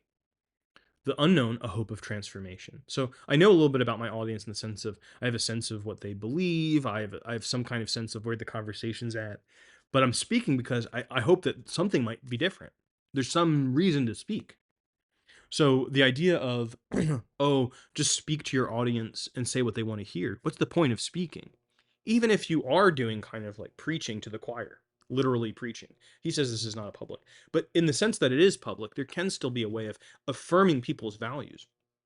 But that affirmation is a sense of trying to strengthen them, trying to make them realizable in a new way, trying to give them a new context for the values that are already there. So there's always some kind of sense that through speech something might change in the orientation of the people who are the public for it or who are the audience for it. The ability to address the world made up by the circulation of cross-referencing discourse seems to have developed over a long period, at least from the late 16th century to which is, a little bit after printing begins. It takes a while for printing to kind of develop the level of capacity and the level of interest that starts circulating widely. The first kind of generation of printing, they printed a lot of religious texts because they assumed kind of rightly that that would be what would sell well, that would be popular and stuff. But it was really only until there was religious controversy and there are all these kind of pamphlets out between like Luther and the Catholic Church, and then all these other people got involved. The people were like, I really need to know what the hot theological goss is. And that eventually created a reading public. And also more people wanted to be like, well, I want to read for myself. I can't have someone read it to me because I maybe need to like be careful about who or what knows that I'm reading this. Because even having the text might be controversial, all of this kind of thing. So in a weird way, the controversy is what developed the public. But anyway, in the English case, for example, many of the promotional tracts for colonization of the New World address potential investors as supporters who are supposed to have been addressed by competing representations. That is why so many are called a true discourse, a true report, and so on. Yet these same tracts tend to regard this as an unnatural and unfortunate condition that could be righted by properly authoritative and true testimony. Sound familiar? Eventually, it became possible to thematize circulation, to regard it as an essential fact of common life, and to organize a social imaginary in which it would be regarded as normative. It is possible to see this cultural formation emerging in England in the 17th century. Let me offer a curious example. A 1670 report from the reign of Charles II of the activities in two Whig booksellers' shops. It is an interesting example because the presumably royalist author of the report regards those activities with suspicion, to say the least. So the Whigs are a kind of party after the Restoration. Charles II, we're in the Restoration period. They're this kind of emergence of this other party. We had the Whig party in the United States as well for a period of time. The Whigs, you could say, are more kind of it doesn't quite map on to our categories, kind of the progressive party of the time, as opposed to the royalist party. Who should have kind of more authority, the Parliament or the King? One of the issues that's alive at this time. He describes public discourse without any of the normative self-understanding of public discourse. Every afternoon, the report says, the shops receive from all over the city counts of news, all novels and occurrents so penned as to make for the disadvantage of the king and his affairs. Written reports of resolutions and speeches in Parliament, and speeches on topics of public business. These reports are made available to the bookseller's regular clients, who according to the report include young lawyers, who here generally receive their tincture in corruption. Ill-affected citizens of all sorts, ill-affected gentry, and emissaries and agents of the several parties and factions about town. The reports and speeches available for these readers were all registered in a central catalog and could be ordered individually from the copyists. Against the time of the coming, the masters of those shops have a grand book or books, wherein are registered ready for them all or most of the forenamed particulars, which they daily produce to those sorts of people to be read, and then, if they please, they either carry away copies or bespeak them against another day. The circulation of the scribal reports went beyond London, too. They take care to communicate them by letter all over the kingdom. I've committed to this voice now. And by conversation throughout the city and suburbs. The like industry is used by the masters of those shops, who, together with their servants, are every afternoon and night busied in transcribing copies, with which they drive a trade all over the kingdom. The two booksellers of the account were producing a market, in what sounds like a very busy entrepreneurial scene. Some of the elements in the account suggest that norms of the emergent public sphere. The scribal trade promotes private discussion of common concerns, stands in opposition to power, and it occupies a metatopical secular space. It's not just about one thing. It is not clear from this account whether the participants understood the relation to each other as a relation to a public. It is somewhat unlikely that they did. One scholar claiming that there was as yet no public notes that Dryden always used the word people, where we would now say public. John Dryden was a poet and playwright and man about town and pamphleteer. The genres circulated in this report are themselves mostly familiar ones of correspondence and speeches, both of which have specific addressees. What is striking, though, is that the clarity with which we can see in this account the scene of circulation that is presupposed by the idea of a public. And curiously, it is not simply a scene of print, but scribal copying. That might be one reason why the scene is so scandalous to the informer. The circulatory practices are thought to be illegitimate uses of their genres and modes of address. And not to go kind of too into this historical example, but if you ever read John Milton's work, which comes from, a period just prior to this, Areopagitica, and sometimes people talk about it as one of the grand works in favor of free speech, Areopagitica, and it's a long work. But really, it's not exactly about free speech in the modern sense. It really has much to do with the circulatory practice about licensing. And what he's upset about is that the king can choose whether a book is licensed or not, and that there's a kind of like censorious way in which this works. And so you can see it's a little bit different than just the question of whether one can say what one wants to say. Does one have access to circulation and distribution for what one says? It's a little bit different. And this might be like a little bit more similar to people today who feel that it's a violation of their free speech if they're banned from a platform. And really what they're claiming is a kind of right to for speech to circulate in a certain way. In a study published 10 years ago, I argued that the consciousness of the public and public address developed as a way of understanding print, in the context of a Republican, and again, small r, political language that served as a meta-language for print, though this consciousness of public address could then be extended to scenes of speech, such as political sermons. Reading printed text in this context, we incorporate an awareness of the indefinite others to whom they are addressed as part of the meaning of the printedness. I now see that in making this argument, I missed a crucial element in the perception of publicness. In order for a text to be public, we must recognize it not simply as a diffusion to strangers, but also as a temporality of circulation. That it's kind of it's alive, it's going around right now, it's viral, it's happening, it's trending. Or it's not, and I understand its publicness as being completed, and that now it's kind of a historical text if I'm reading it in the future. So if I look at, the speeches of Nixon or John F. Kennedy, I don't feel like I'm being addressed as the public of that time. I'm looking at it with historical interest, right? The informer's report makes this clear, calling attention not just to the possibly seditious connections forged among strangers, but to the punctual circulation that makes those connections a regular scene. Reports are said to come in every afternoon and to be indexed properly. So it's the every and the any together. Anybody might pick up and read. Literacy is not what it is today, but anybody might be subject to this discourse, might overhear this discourse. And every day, the temporality is the everydayness of it, which we have with journalism, jour, soup du jour, the daily. So the every and the any. Everyness in time, anyness in terms of the indefiniteness of reception. Circulation organizes time and vice versa. Public discourse is contemporary, and it is oriented to the future. The contemporaneity and the futurity in question are those of its own circulation. The key development in the emergence of modern publics was the appearance of newsletters and other temporally structured forms oriented to their own circulation. Not just controversial pamphlets, but regular and dated papers, magazines, almanacs, annuals, essay serials. They developed reflexivity about their circulation through reviews, reprintings, citations, controversies. These forms single out circulation. So why would these give you a sense of time? Well, if there's a controversy, something like I'm writing in response to something else that was printed on this day, and I'm going to go back and find the original one. I go back to the day. So I have a sense that there's an ongoing conversation, that someone might respond in print to what I say. Same thing with reprintings. Be like, this is the second printing. Oh, there's an earlier one. So there's this sense of time that's different there than if we didn't have printing. The temporality of circulation is not continuous or indefinite. It is punctual. A bunch of points, right? First edition, second edition.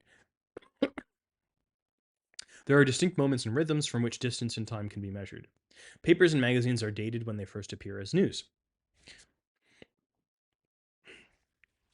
Excuse me. Reviews appear with a certain sense of timeliness. At a longer pace, they're now publishing seasons with their cycles of catalogs and marketing campaigns. The exception might seem to be televisual media, given the enormous significance they attribute to their liveness and flow. And this is Raymond Williams' concept of flow in television, which we're so far past now, because a lot of it had to do with channel changing. Your ability to kind of like be in an experience, that time just kind of flows on. But I think we have a version of that today with like scrolling. It's a little bit different, but formerly salient features of so much broadcasting, whereby televisual forms are understood to have a greater immediacy than codecs or other text formats. Even in televisual media, punctual rhythms of daily and weekly emission are still observed. Think of all the serial forms and marked rhythms such as prime time and the news hour. Reflexive circulation might come about in a number of ways. In France, as in England, it appeared first in print serial forms. Le Mercure Galant, a newspaper edited by Jean Donat de Visay, seems to have pioneered many of the devices of reflexive circulation in the late 1670s, including reader letters and a rhetoric of readerly judgment. Dear reader, what do you think? It kind of addresses you and asks you to do stuff. And it publishes letters that come in from the readership. So as a reader, you feel the possibility, even if you don't write in, of being active in a conversation. Letters to the editor still do this, though. Very few people who read physical papers. Very few people read physical papers, and even fewer of them kind of like write in. So when I have my students do this as an assignment, almost always some of them get published, which is interesting. So I've had probably like a dozen students have their letters to the editor published. They've never done it before. They just do one off. They're like, "Great, you're in the New York Times." And they're like, "What?" They're so excited.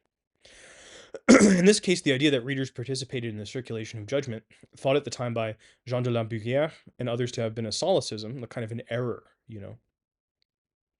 gradually drew the sense of the term public away from the image of a passive theatrical audience. For Abbé de Beauveau, or Beauce, I forget how to pronounce that, in 1719, the word public is used here to mean those persons who have acquired enlightenment, either through reading or through life in society, le commerce du monde. This means world, but like also everybody. Tout le monde, everybody. They're the only ones who can determine the value of poems or paintings. In France, the sense of critical public did not transfer easily to politics, since legitimate printed news was almost non-existent under the Ancien Regime. So that's the government of the king before the revolution. Yet, as Robert Darnton has shown, 18th century Paris gave rise to countless other forms of reflexive circulation. Many of them were known by names that are unknown today and cannot be translated into English equivalents. Nouvelles de bouche, which means mouth. Mauvais propos, bruit public, on dit, pasquinade, pont neuf, canard, feuille volante, factum, libelle, chronique scandaleuse. More familiar genres, such as popular songs, seem to have circulated in uniquely Parisian ways. The differences between these genres and their Anglo-American counterparts say much about the difference between the corresponding senses of public life, its legitimacy, and the conditions under which agency might be attributed to a public. Nevertheless, there are forms for giving reflexivity to a field of circulation among strangers in punctual rhythms. I took a little snack break, but this is also a very long video, so I may kind of zoom through some of these other things. So, number 6, publics act historically according to the temporality of that circulation.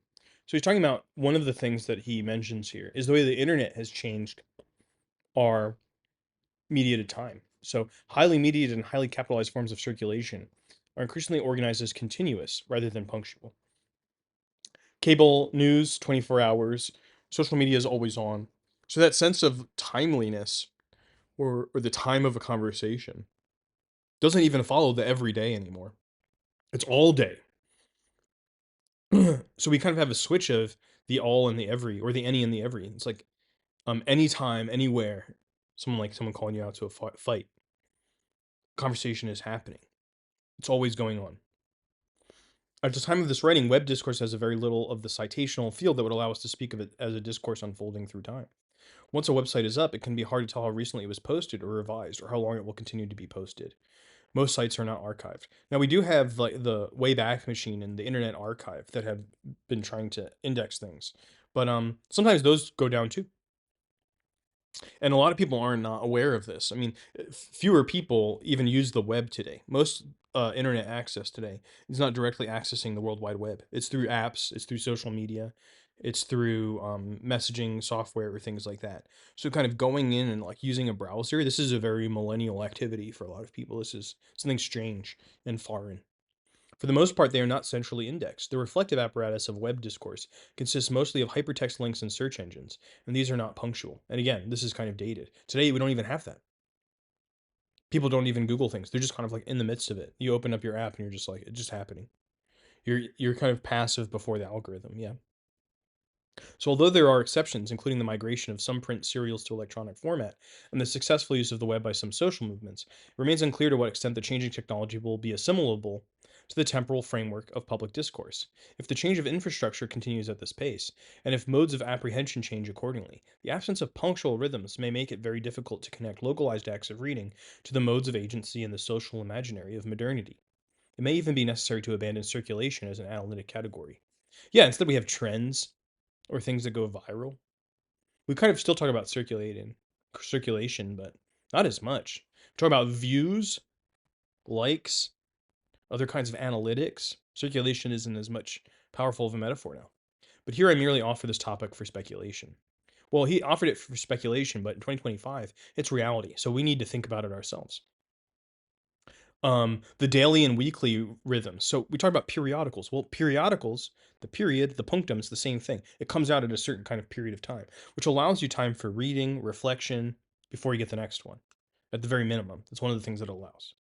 Um, if every journalist is trying to get a scoop 24/7 in before everybody else, the aspect of that ability of like the news cycle even goes away, which changes it. To be continued every day, declares the first number. He's talking about Spectator, which is an important 18th century periodical. Has not in it a single word of news. The Spectator followed a model worked out by John Dutton, whose Athenian Mercury first began printing regular correspondence from readers whom it allowed to remain anonymous. The Spectator developed a rhetoric that gave a new normative force to Dutton's methods. It ostentatiously avoided political polemic. A lot of the things in the Spectator is like little essays about how you should treat your servants, or like what's the best time to eat. It's they're not they're feels more like Better Home and Garden. Sometimes it's written in this very high rhetoric, from our point of view. It would seem like a popular rhetoric to the people at the time, but it's not necessarily always talking about the kings stuff. Unlike the output of the Whig booksellers in the 1670 report, it could not be described as seditious, yet it describes its readers as an active public, a critical tribunal. Readers are called on to pass informed and reflective judgment on fashion, taste, manners, and gender relations. Should women wear blue stockings? The procedure of impersonal discussion gives private matters full public relevance, while allowing the participants in that discussion to have the kind of generality that had formerly been the privilege of the state or the church. Like Athenian Mercury, but with a much richer formal vocabulary, Spectator developed a reflexivity about its own circulation, coordinating its readers' relations to other readers. It does not merely assert the fact of public circulation, though it does frequently allude to its own popularity. There were these two guys that were behind a lot of it, Addison and Steele, who also wrote under their own names separately, but sometimes in the Spectator. And they like to brag. Essays refer to previous essays and to the reception of those essays. Installments end with and are sometimes wholly given over to letters that are or purport to be readers' responses. The fictional persona of the spectator himself represents the embodiment of a private reader, an observant but perversely mute wanderer. I am frequently seen in the most public places, though there are not above half a dozen of my select friends that know me. The essential stranger. Mr. What do you call him? Witnessing in dumb privacy the whole social field, combining all the advantages of the company with all the privileges of solitude. Being lost in the crowd, that kind of a feeling is being developed here. It's going to talk more about the spectator. We're gonna go through this, and just to the point where it talks about the difference. As with the spectator, too, reflexivity is managed through affect and idiom as well. Spectator essays comment on slang, for example, jilts. When someone jilts you, we still say that, in a way that attributes to folk usage the same historical present tense as the essay's circulation. Mass culture laces its speech with catchphrases that suture it to informal speech. Right, fam? Only because they were picked up from mass texts in the first place. In the United States, sports metaphors are an obvious example. We even have legislation, the three strikes laws. It's crazy. As when politicians describe their speeches or proposals as slam dunks or home runs. Sometimes the layering of reflexive postures toward circulation can be dizzyingly complex, as happened in 2001, when Buzzweiser advertisement turned the Black Street greeting "What's up?" into a slogan. It's part of a Super Bowl commercial.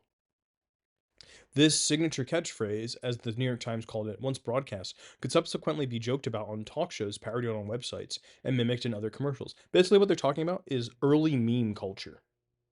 Today, meme culture is like way more developed, you could say. It's just like it's always popping off. There's always stuff going on. The Super Bowl commercials were like what memes were. You get the commercial, everyone would have seen it, and then you could like do riffs on it. There would be parodies on it. People would do it. I remember going to school and people being like, "What's up?" because they had seen the Budweiser commercial. Ironically, all this repetition of "What's up" was understood not as new instances of the street greeting, but itself as references to the commercial. The relation of the mass circulation of the phrase came to be part of the meaning of the phrase. That this should happen, moreover, was the deliberate design of the advertising form. One DDB worldwide, part of what it called the Omnicom Group. The team uses sophisticated research and old-fashioned legwork, like checking out new art forms or going to underground film festivals to anticipate what is about to become hip to its target audience of mostly men in their 20s and 30s. The language, styles, and attitudes it defines are then packaged in ad campaigns that are broadcast so often they become part of the public consciousness. The company sells this circulatory effect to its clients as talk value. When office workers use catchphrases to joke around the coffee machine, they unwittingly realize the talk value that has already been sold to the corporation whose products were advertised. Indeed, DDB Worldwide has registered the phrase talk value as a trademark. Kind of popular. So people kind of memeing at you and the strategies behind it in order to try to get you to use word of mouth power to circulate things has been a strategy for a long time. But it's like a formal strategy for PR.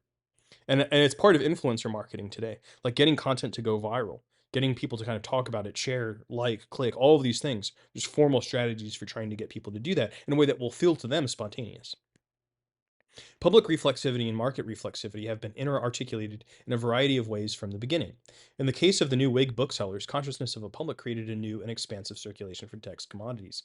In The Spectator, a greater range of dialectical stances opened up as the reflex consciousness of a public turned its critical attention on the reflex consumption of commodities in such forms as fashion.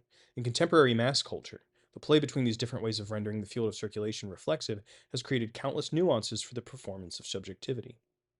Take the only most obvious examples, we talk of a mainstream, of alternative culture, of crossover trends, naming and evaluating stylistic affinities by characterizing the field in which they circulate.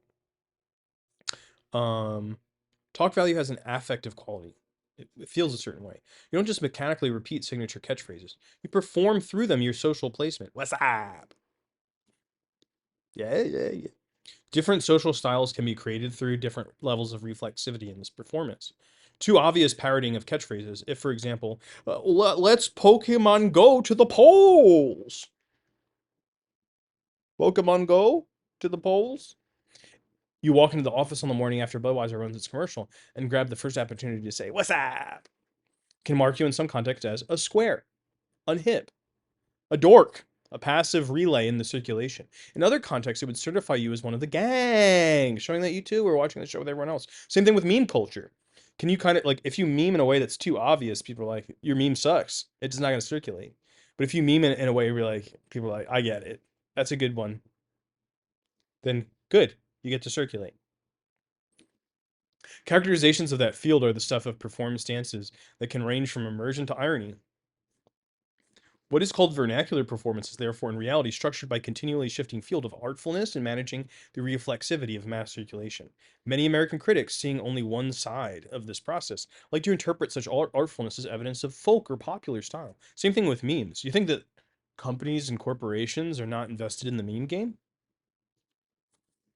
Go on knowyourmeme.com. People do amazing research on memes, and it's all like posted on the website knowyourmeme.com.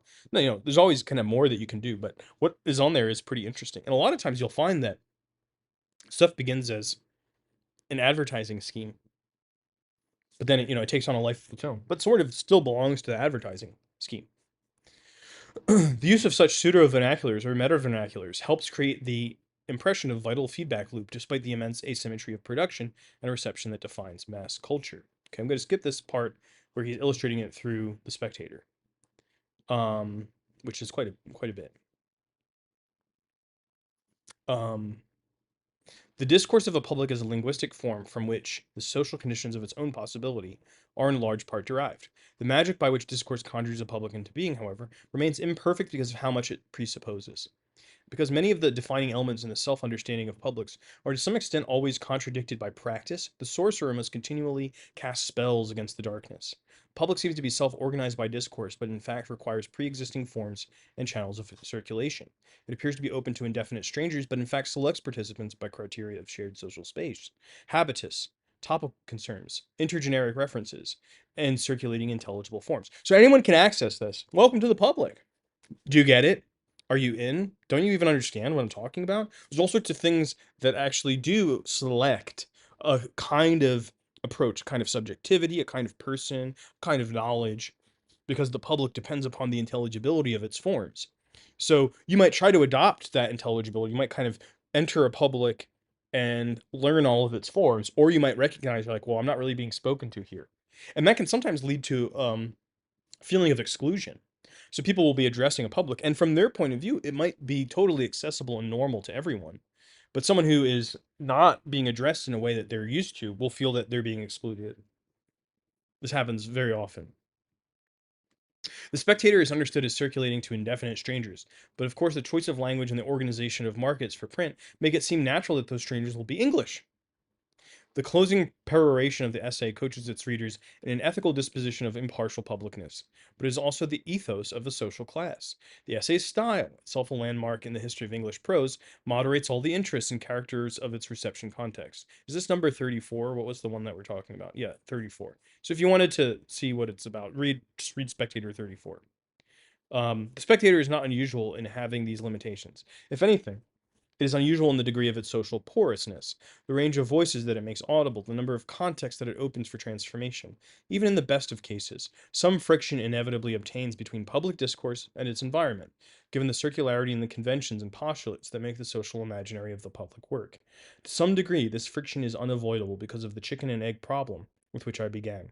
The imaginary being of the public must be projected from already circulating discourse. One result is a special kind of politics that is difficult to grasp in the usual framework of politics as a field of interest bearing strategic actors and specific relations of power and subordination. In such a framework, the contradiction between the idea of a public and its realization may be said more or less ideological. In Essay 34, when the reading audience is characterized as mankind, we have a rather obvious example. So that sense of like, I'm addressing everyone, and the reality of who is being selected to represent everyone, it shows a kind of that gap can be said to be ideology. And so now he's talking about that's where many of the critiques of Habermas come from, that difference. Many critiques of the idea of the public in modern thought rest on this covert content. It is one of the things people have in mind when they say, for example, that the public is essentially white or essentially male. It has become customary in the wake of arguments over Habermas's structural transformation of the public sphere to lament or protest the arbitrary closures of the publics that came into being with the public sphere as their background. The peculiar dynamic of postulation and address by which public speech projects the social world has mainly been understood as ideology, domination, and exclusion. With reason, The history of the public sphere abounds with evidence of struggle for domination through this means and the resulting bad faith of the dominant public culture. What the critiques tend to miss, however, is that the tension inherent in the form goes beyond any strategy of domination. The projection of a public is a new, creative, and distinctively modern mode of power. And any projection of any public would always do this. Would always do this. One consequence of this tension in the laws of public discourse is a problem of style. In addressing indefinite strangers, public discourse puts a premium on accessibility. But there is no infinitely accessible language, and to imagine that there should be is to miss other equally important needs of publics: to concretize the world in which discourse circulates, to offer its members direct and active membership through language, to place strangers on a shared footing. For these purposes, language must be concrete, making use of the vernaculars of its circulatory space. So in publics, a double movement is always at work. Styles are mobilized, but they are also framed as styles. Sometimes the framing is hierarchical, a relation of marked to unmarked. Are you speaking in a way that you're supposed to be speaking, or speaking in some other way? Some styles are valued and some are not. Sometimes the result can be more relativizing.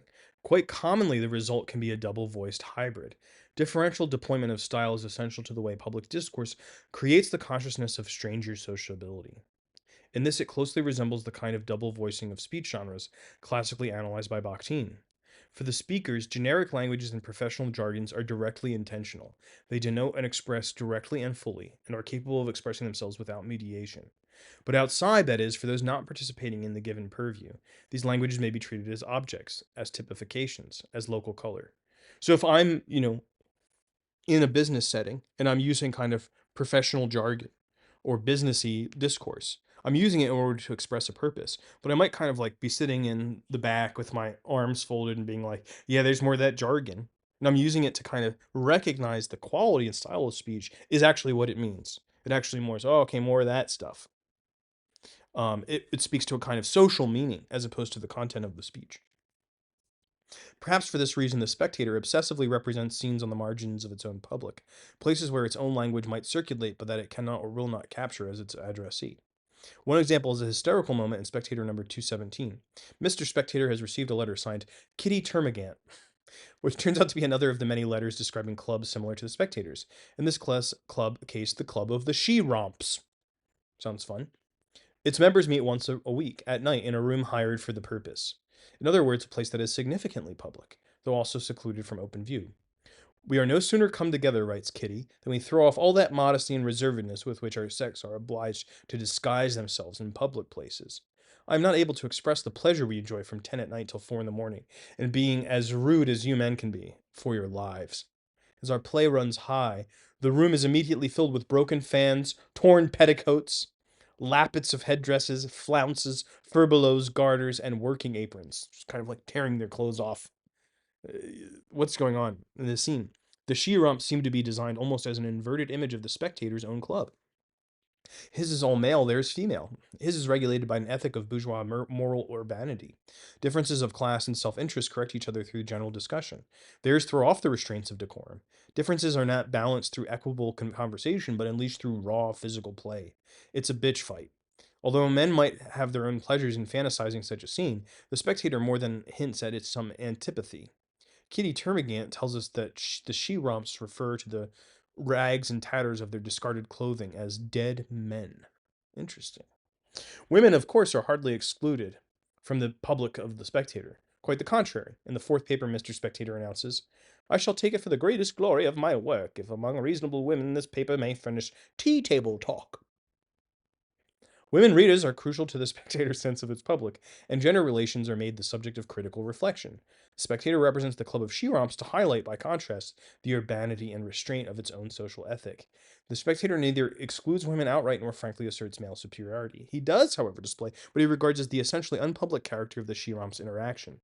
He uses an uneasy mix of mocking humor, male fear, and urbane scandal to remind the reader of the polite sociability required for his own confidence in a public composed of strangers. The she-romps cannot afford that confidence. Okay, let's just be clear here. She-romps did not exist. This is a fiction, but nevertheless. For this and other reasons, the Club of She-romps cannot really be called a public at all. It is a finite club of members known to one another, who would not be able to secure the freedom to meet without the security of mutual knowledge. Like most gossip, which is strictly related by a sense of group membership and social position, it is not oriented to strangers. The she-romps are unpublic not just in being a closed club. Spectators Club, after all, is equally closed. Yet we are given to understand that it cannot open onto a public the way the Spectators Club does within his essays. It expresses a style of sociability too embodied, too aggressional, and too sexualized to be imagined as the indefinite circulation of discourse among strangers. So, um, this is a representation of publicness by representing its opposite. And that's not necessarily what Michael Warner, the author, thinks. Um, it's what the spectator thinks. The She-Romps, however, clearly want to alter the norms of public places so as to allow themselves the same physical freedoms as men. They aspire to public or quasi-public physicality, but dominant gender norms are such that the quasi-public physicality looks like intimacy out of place. It looks most anti-public when it looks like sexuality. Once a month, we demolish a prude. That is, we get some queer formal creature in among us and unrig her in an instant.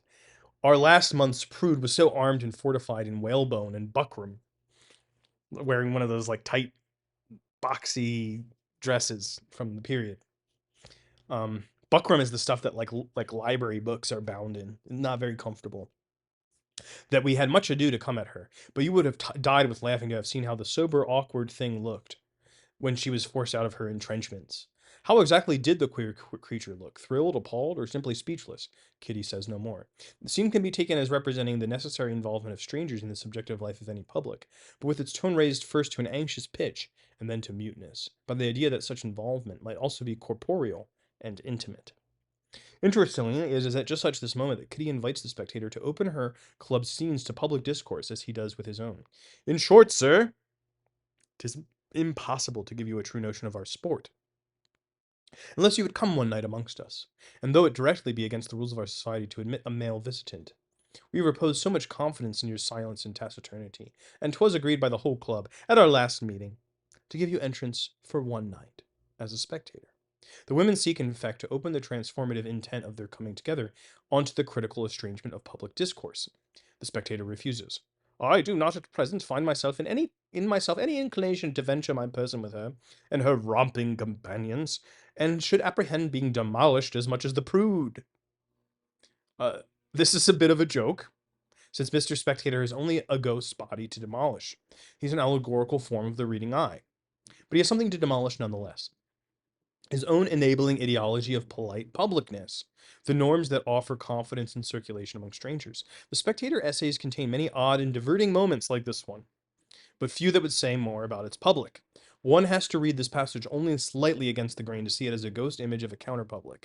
It is a scene where a dominated group aspires to recreate itself as a public, and in doing so to find itself in conflict not only with dominant social group, but with the norms that constitute the dominant culture as a public. The Spectator goes so far as to represent the scene in order to clarify the norms that establish its own confidence. It takes the she-romps as a joke because it considers its own norms of sociability to be obvious and unbreakable. The challenge it so comically imagines against those norms would soon enough find actual expression. Even in the years of the essay's appearance, the public places and stranger sociability of London were already given rise to clubs of all kinds of she-romps, including the so-called Molly houses, where something like a modern homosexual culture was developing. Although it was not until rather later that such scenes could really articulate themselves through discourse as a freely circulating public. Over the last 3 centuries, many such scenes have organized themselves as public, and because they differ markedly in one way or another from the premises that allow the dominant culture to understand itself as a public, they've come to be called counterpublics. Yet we cannot understand counterpublics very well if we fail to see that there are contradictions and perversities inherent in the organization of all publics that are not captured by critiques of the dominant public's exclusions or ideological limitations. Counterpublics are publics too. They work by many of the same circular postulates. It might even be claimed that, like dominant publics, they are ideological and that they provide a sense of active belonging that masks or compensates for the real powerlessness of human agents in capitalistic society. Though I merely leave this question aside. What interests me here is the odd social imaginary established by the ethic of estrangement and social poesis making in public address.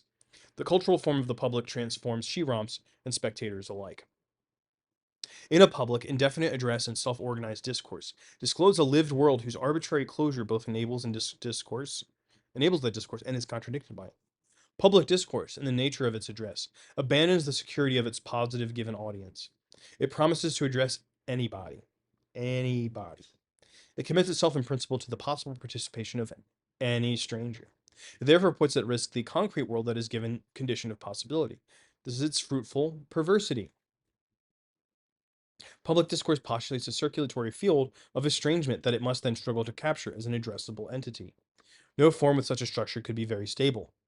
The projective character of public discourse, in which each characterization of the circulatory path becomes material for new estrangements and new recharacterizations, is an engine for not necessarily progressive social mutation.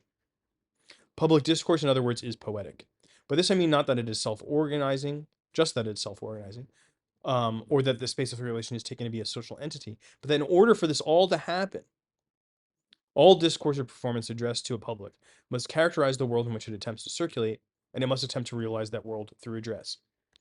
So, what kind of world are we in? Every public discourse and every public represents this somehow, and in some sense also represents itself. So, one way to kind of answer the question is, what public am I in? Is what ways, what texts, and here we have that expanded sense text, do I go to represent my own participation in the public? It's recursive, it's reflexive, as he says.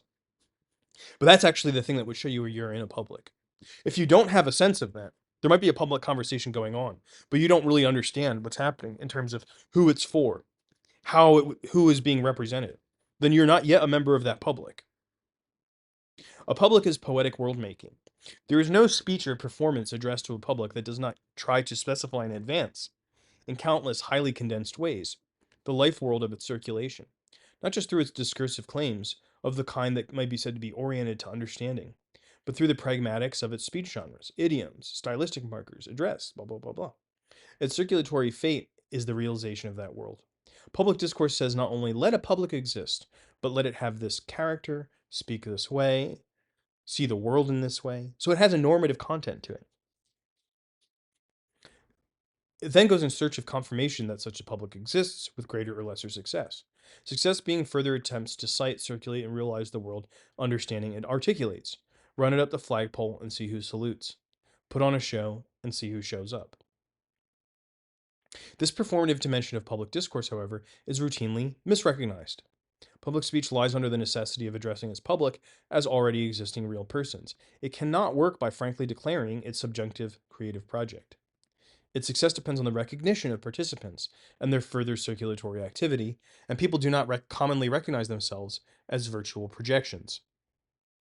When I feel myself as a member of a public, I mean, I'm kind of weird here because I kind of do, but that's probably a part of my professional psychosis as a rhetorician.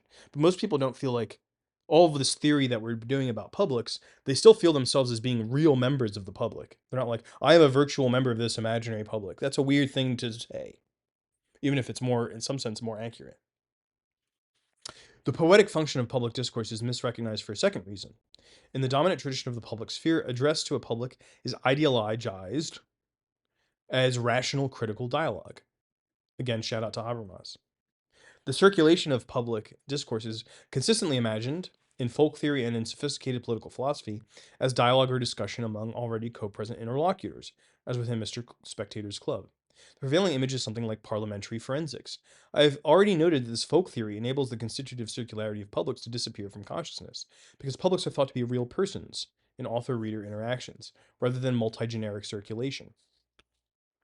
I've also noted that the same ideologization enables the idea that publics can have volitional agency. They exist to deliberate and then decide. Here, the point is that the perception of public discourse as conversation obscures the importance of public functions of both language and corporeal expressivity in giving a particular shape to publics. The public is thought to exist empirically and to require persuasion rather than poiesis. Public circulation is understood as rational discussion writ large. This constitutive misrecognition of publics relies on a particular language ideology. Discourse is understood to be propositionally summarizable. Propositions are kind of clear statements in which I say what I mean. No irony. Not even questions. The poetic or textual qualities of any utterance are disregarded in favor of sense. Acts of reading, too, are understood to be replicable and uniform. Just give me the facts. What do you mean? This is what people are always saying, to my chagrin. So are opinions, which is why private reading seems to be directly connected to the sovereign power of public opinion.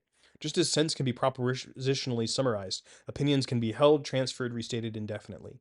The essential role played by this kind of transposition in the modern social imaginary might help explain why modern philosophy has been obsessed with referential semantics and fixity. Thank you. He finally said it. He finally said it. Okay. Other aspects of discourse, including affect and expressivity, are not thought to be fungible in the same way. Doubtless, the development of such language ideology helped to enable the confidence in the stranger's sociability of public circulation. It's not how you say it, it's what you say. Now, this is fascinating because there's also the inverse. If you take a class in public speaking, most people imagine that it's all about how you say it, not what you say. Because people imagine that, well, what I say, that's kind of up to me. There's nothing I need to learn about that. And if so, I would go to like a scientist or I go to a specialist on the subject, not to a public speaking teacher. What do you have to tell me about it? And this is one of the things that is part of the other side of this language ideology. I want to know how to speak well in public. I want to know how to kind of command a room. So there's a kind of special style for that. And I can apply that style to anything I want to say. This is a fiction. This is an ideology. Strangers are strange if you can trust them to read as you read. Um, Strangers are less strange. Or if the sense of what they say can be fully abstracted from the way they say it. I also suspect that the development of the social imaginary of publics, as a relation among strangers projected from private readings of circulating texts, has exerted for the past 3 centuries a powerful gravity on the conception of the human, elevating what are understood to be the faculties of the private reader as the essential faculties of man. If you know and are intimately associated with strangers to whom you are directly related, only through reading, opining, arguing, and witnessing, then it might seem natural that the other faculties recede from salience at the highest level of social belonging. The modern hierarchy of faculties and its imagination of the social are mutually implying. In my other class, we talked about ancient Egyptian documents. There's a big focus on the nose, on smell. Well, I can't smell the public text that I read, so not important what things smell like. Not as important for public meaning, public belonging, in view of this. Um, Publics have acquired their importance to modern life because of the ease of those transpositions upward to the level of the state. Once the background assumptions of public opinion are in place, all publics are part of the public. Though essentially imaginary projections from local exchanges or acts of reading, and therefore infinite in number, they are often thought of as a unitary space. This assumption gains force from the postulated relation between public opinion and the state, a critical opposition to the state, supervising both executive and legislative power, confers on countless acts of opining the unity of public opinion. I will write to my senator and express what I think, but in doing that, I am expressing myself as a member of the public. The unity of the public, however, is also ideological. It depends on the stylization of the Reading Act as transparent and replicable. It depends on an arbitrary social closure, through language, idiolect, genre, medium, and address, to contain its potentially infinite extension. It depends on institutionalized forms of power, to realize the agency attributed to the public. And it depends on a hierarchy of faculties that allows some activities to count as public or general and some to be merely personable.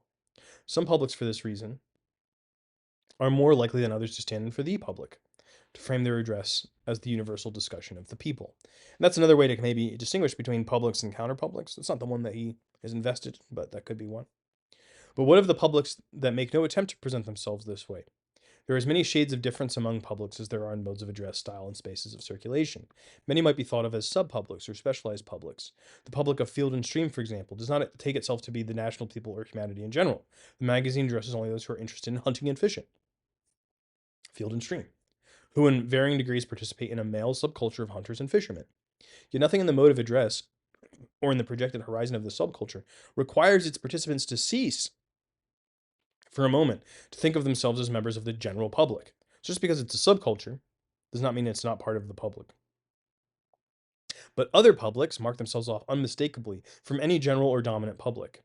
Their members are understood to be not merely a subset of the public, but constituted through a conflictual relation to the dominant public.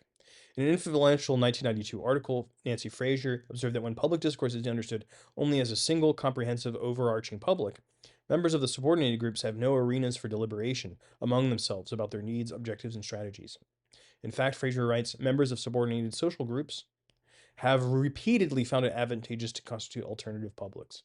She calls these subaltern counterpublics, by which she means parallel discursive arenas where members of subordinated social groups invent and circulate counter discourses to formulate oppositional interpretations of their identities, interests, and needs. Fraser here names an important phenomenon. But what makes such a public counter or oppositional? Is its oppositional character a function of its content alone? That is, its claim to be oppositional? Um, in this case, we might simply call it a subpublic, like that of Field and Stream, with the difference that a thematic discussion of political opposition is more likely to be found in it. There would be no difference of kind or of formal mediation or of discourse pragmatics between counterpublics and other publics. Um,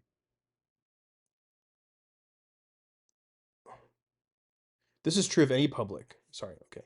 Let me go back a little bit. This description aptly suggests the way a public is a multi-contextual space of circulation, organized not by a place or an institution, but by the circulation of discourse.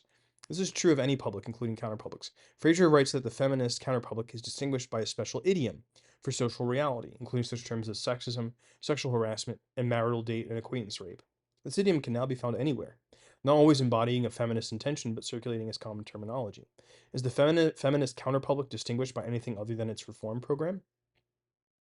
Furthermore, why would counterpublics of this variety be limited to subalterns?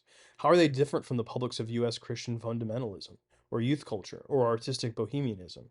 Each of these is a similarly complex metatopical space for the circulation of discourse. Each is a scene for developing oppositional interpretations of its members' identities, interests, and needs. They are structured by different dispositions or protocols from those that obtain everywhere in the culture, making different assumptions about what can be said or what goes without saying. In this sense of the term I am advocating here, such publics are indeed counterpublics, and in a stronger sense than simply comprising subalterns with a reform program. A counterpublic maintains at some level, conscious or not, an awareness of its subordinate status. The cultural horizon against which it marks itself off is not just a general or a wider public, but a dominant one. And the conflict extends not just to ideas or policy questions, but to the speech genres and modes of address that constitute the public or to the hierarchy among media. The discourse that constitutes it is not merely a different or alternative idiom, but one that in other contexts would be regarded with hostility or with a sense of indecorousness. So, if we think about decorousness as a kind of way, appropriate style, the appropriateness of a style, you can think about recently the Super Bowl halftime show was on, and it generated a lot of controversy. Some of the controversy I find bewildering, where people are like, it wasn't spectacular enough. This is a common position. And I'm not the right audience for that particular critique because I'm like, are you kidding me? It's not spectacular enough. What do you want? And I think people are kind of accustomed to a a kind of an anemic way of viewing all sorts of cultural products as just at the level of intensity of the visuals or the level of intensity of what's going on. This is another one of my arguments against Marvel movies, which is that kind of like graphic intensity or audio intensity, how loud things are, is taken to be kind of like a quality in itself. The intensity should be able to communicate all sorts of different things. And dynamism, like in music, soft and loud and middle, and the gradations of it are for me much more expressive if there are gradations that can take on different meanings than if it's like one or the other. That's kind of a gross distinction. It's kind of not that sophisticated. But that to the side for a second. Some of the controversies around whether it was appropriate.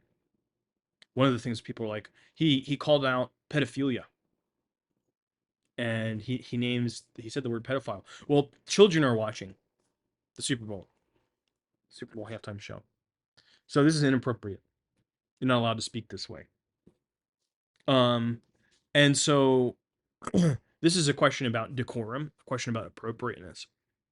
Now, this is a single event, and as he said, you can't kind of define a public or a counterpublic on the basis of a single speech or single event. But there are a lot of things that are going on in this, and so the language, what language might kind of be seen as oppositional, even to say it.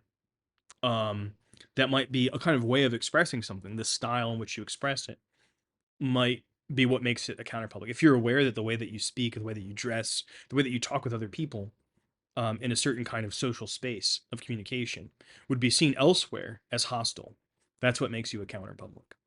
But that might be actually one of the things that you use. You might kind of like perform indecorousness as a way of challenging the dominant public system of meaning, being like, why? Now you have to kind of justify why you don't want this style here. What's going on? So that's a pretty common thing. This is why the she-romps seem to anticipate counterpublicness. We throw off all that modesty and reservedness with which our sex are obliged to disguise themselves in public places. Friction against the dominant public forces the poetic expressive character of counterpublic discourse to become salient to consciousness. Like all publics, a counterpublic comes into being through an address to indefinite strangers.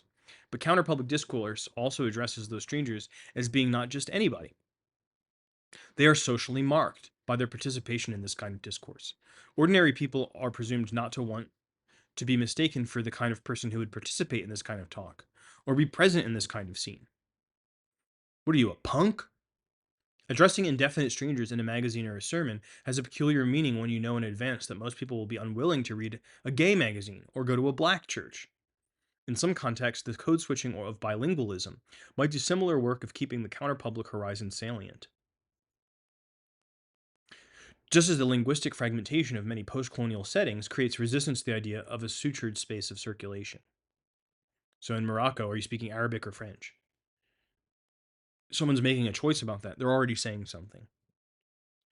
So addressing a neutral public, it's like already suspect because you've already made a choice. For instance, there's indefinite number of examples there. Within a gay or a queer counterpublic, for example, no one is in the closet. The presumptive heterosexuality that constitutes the closet for individuals, in ordinary speech, is suspended. But the circulatory space, freed from heteronormative speech protocols, is itself marked by that very suspension.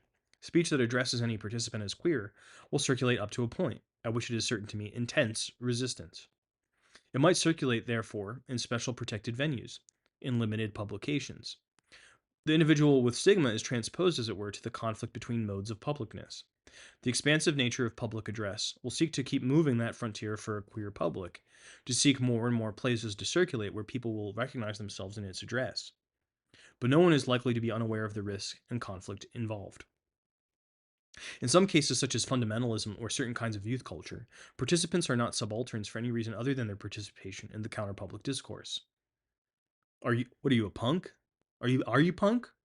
What do you do to show that you're a punk? You kind of adopt the style of discourse, you adopt the style of fashion or fundamentalist beliefs, you adopt those beliefs. And this is what makes you part of a counterpublic. In others, a socially stigmatized identity might be predicated. But in such cases, a public of subalterns is only a counterpublic when its participants are addressed in a counterpublic way, as for example, African Americans willing to speak in what is regarded as a racially marked idiom. The subordinate status of a counterpublic does not. So if you watch the show Key and Peele, there's that one sketch where there was like Obama's anger translator, and there was kind of a code switching that happened there, and that's kind of an example of the marked idiom, was what the anger sounded like. A hierarchy or stigma is the assumed background of practice. One enters at one's own risk.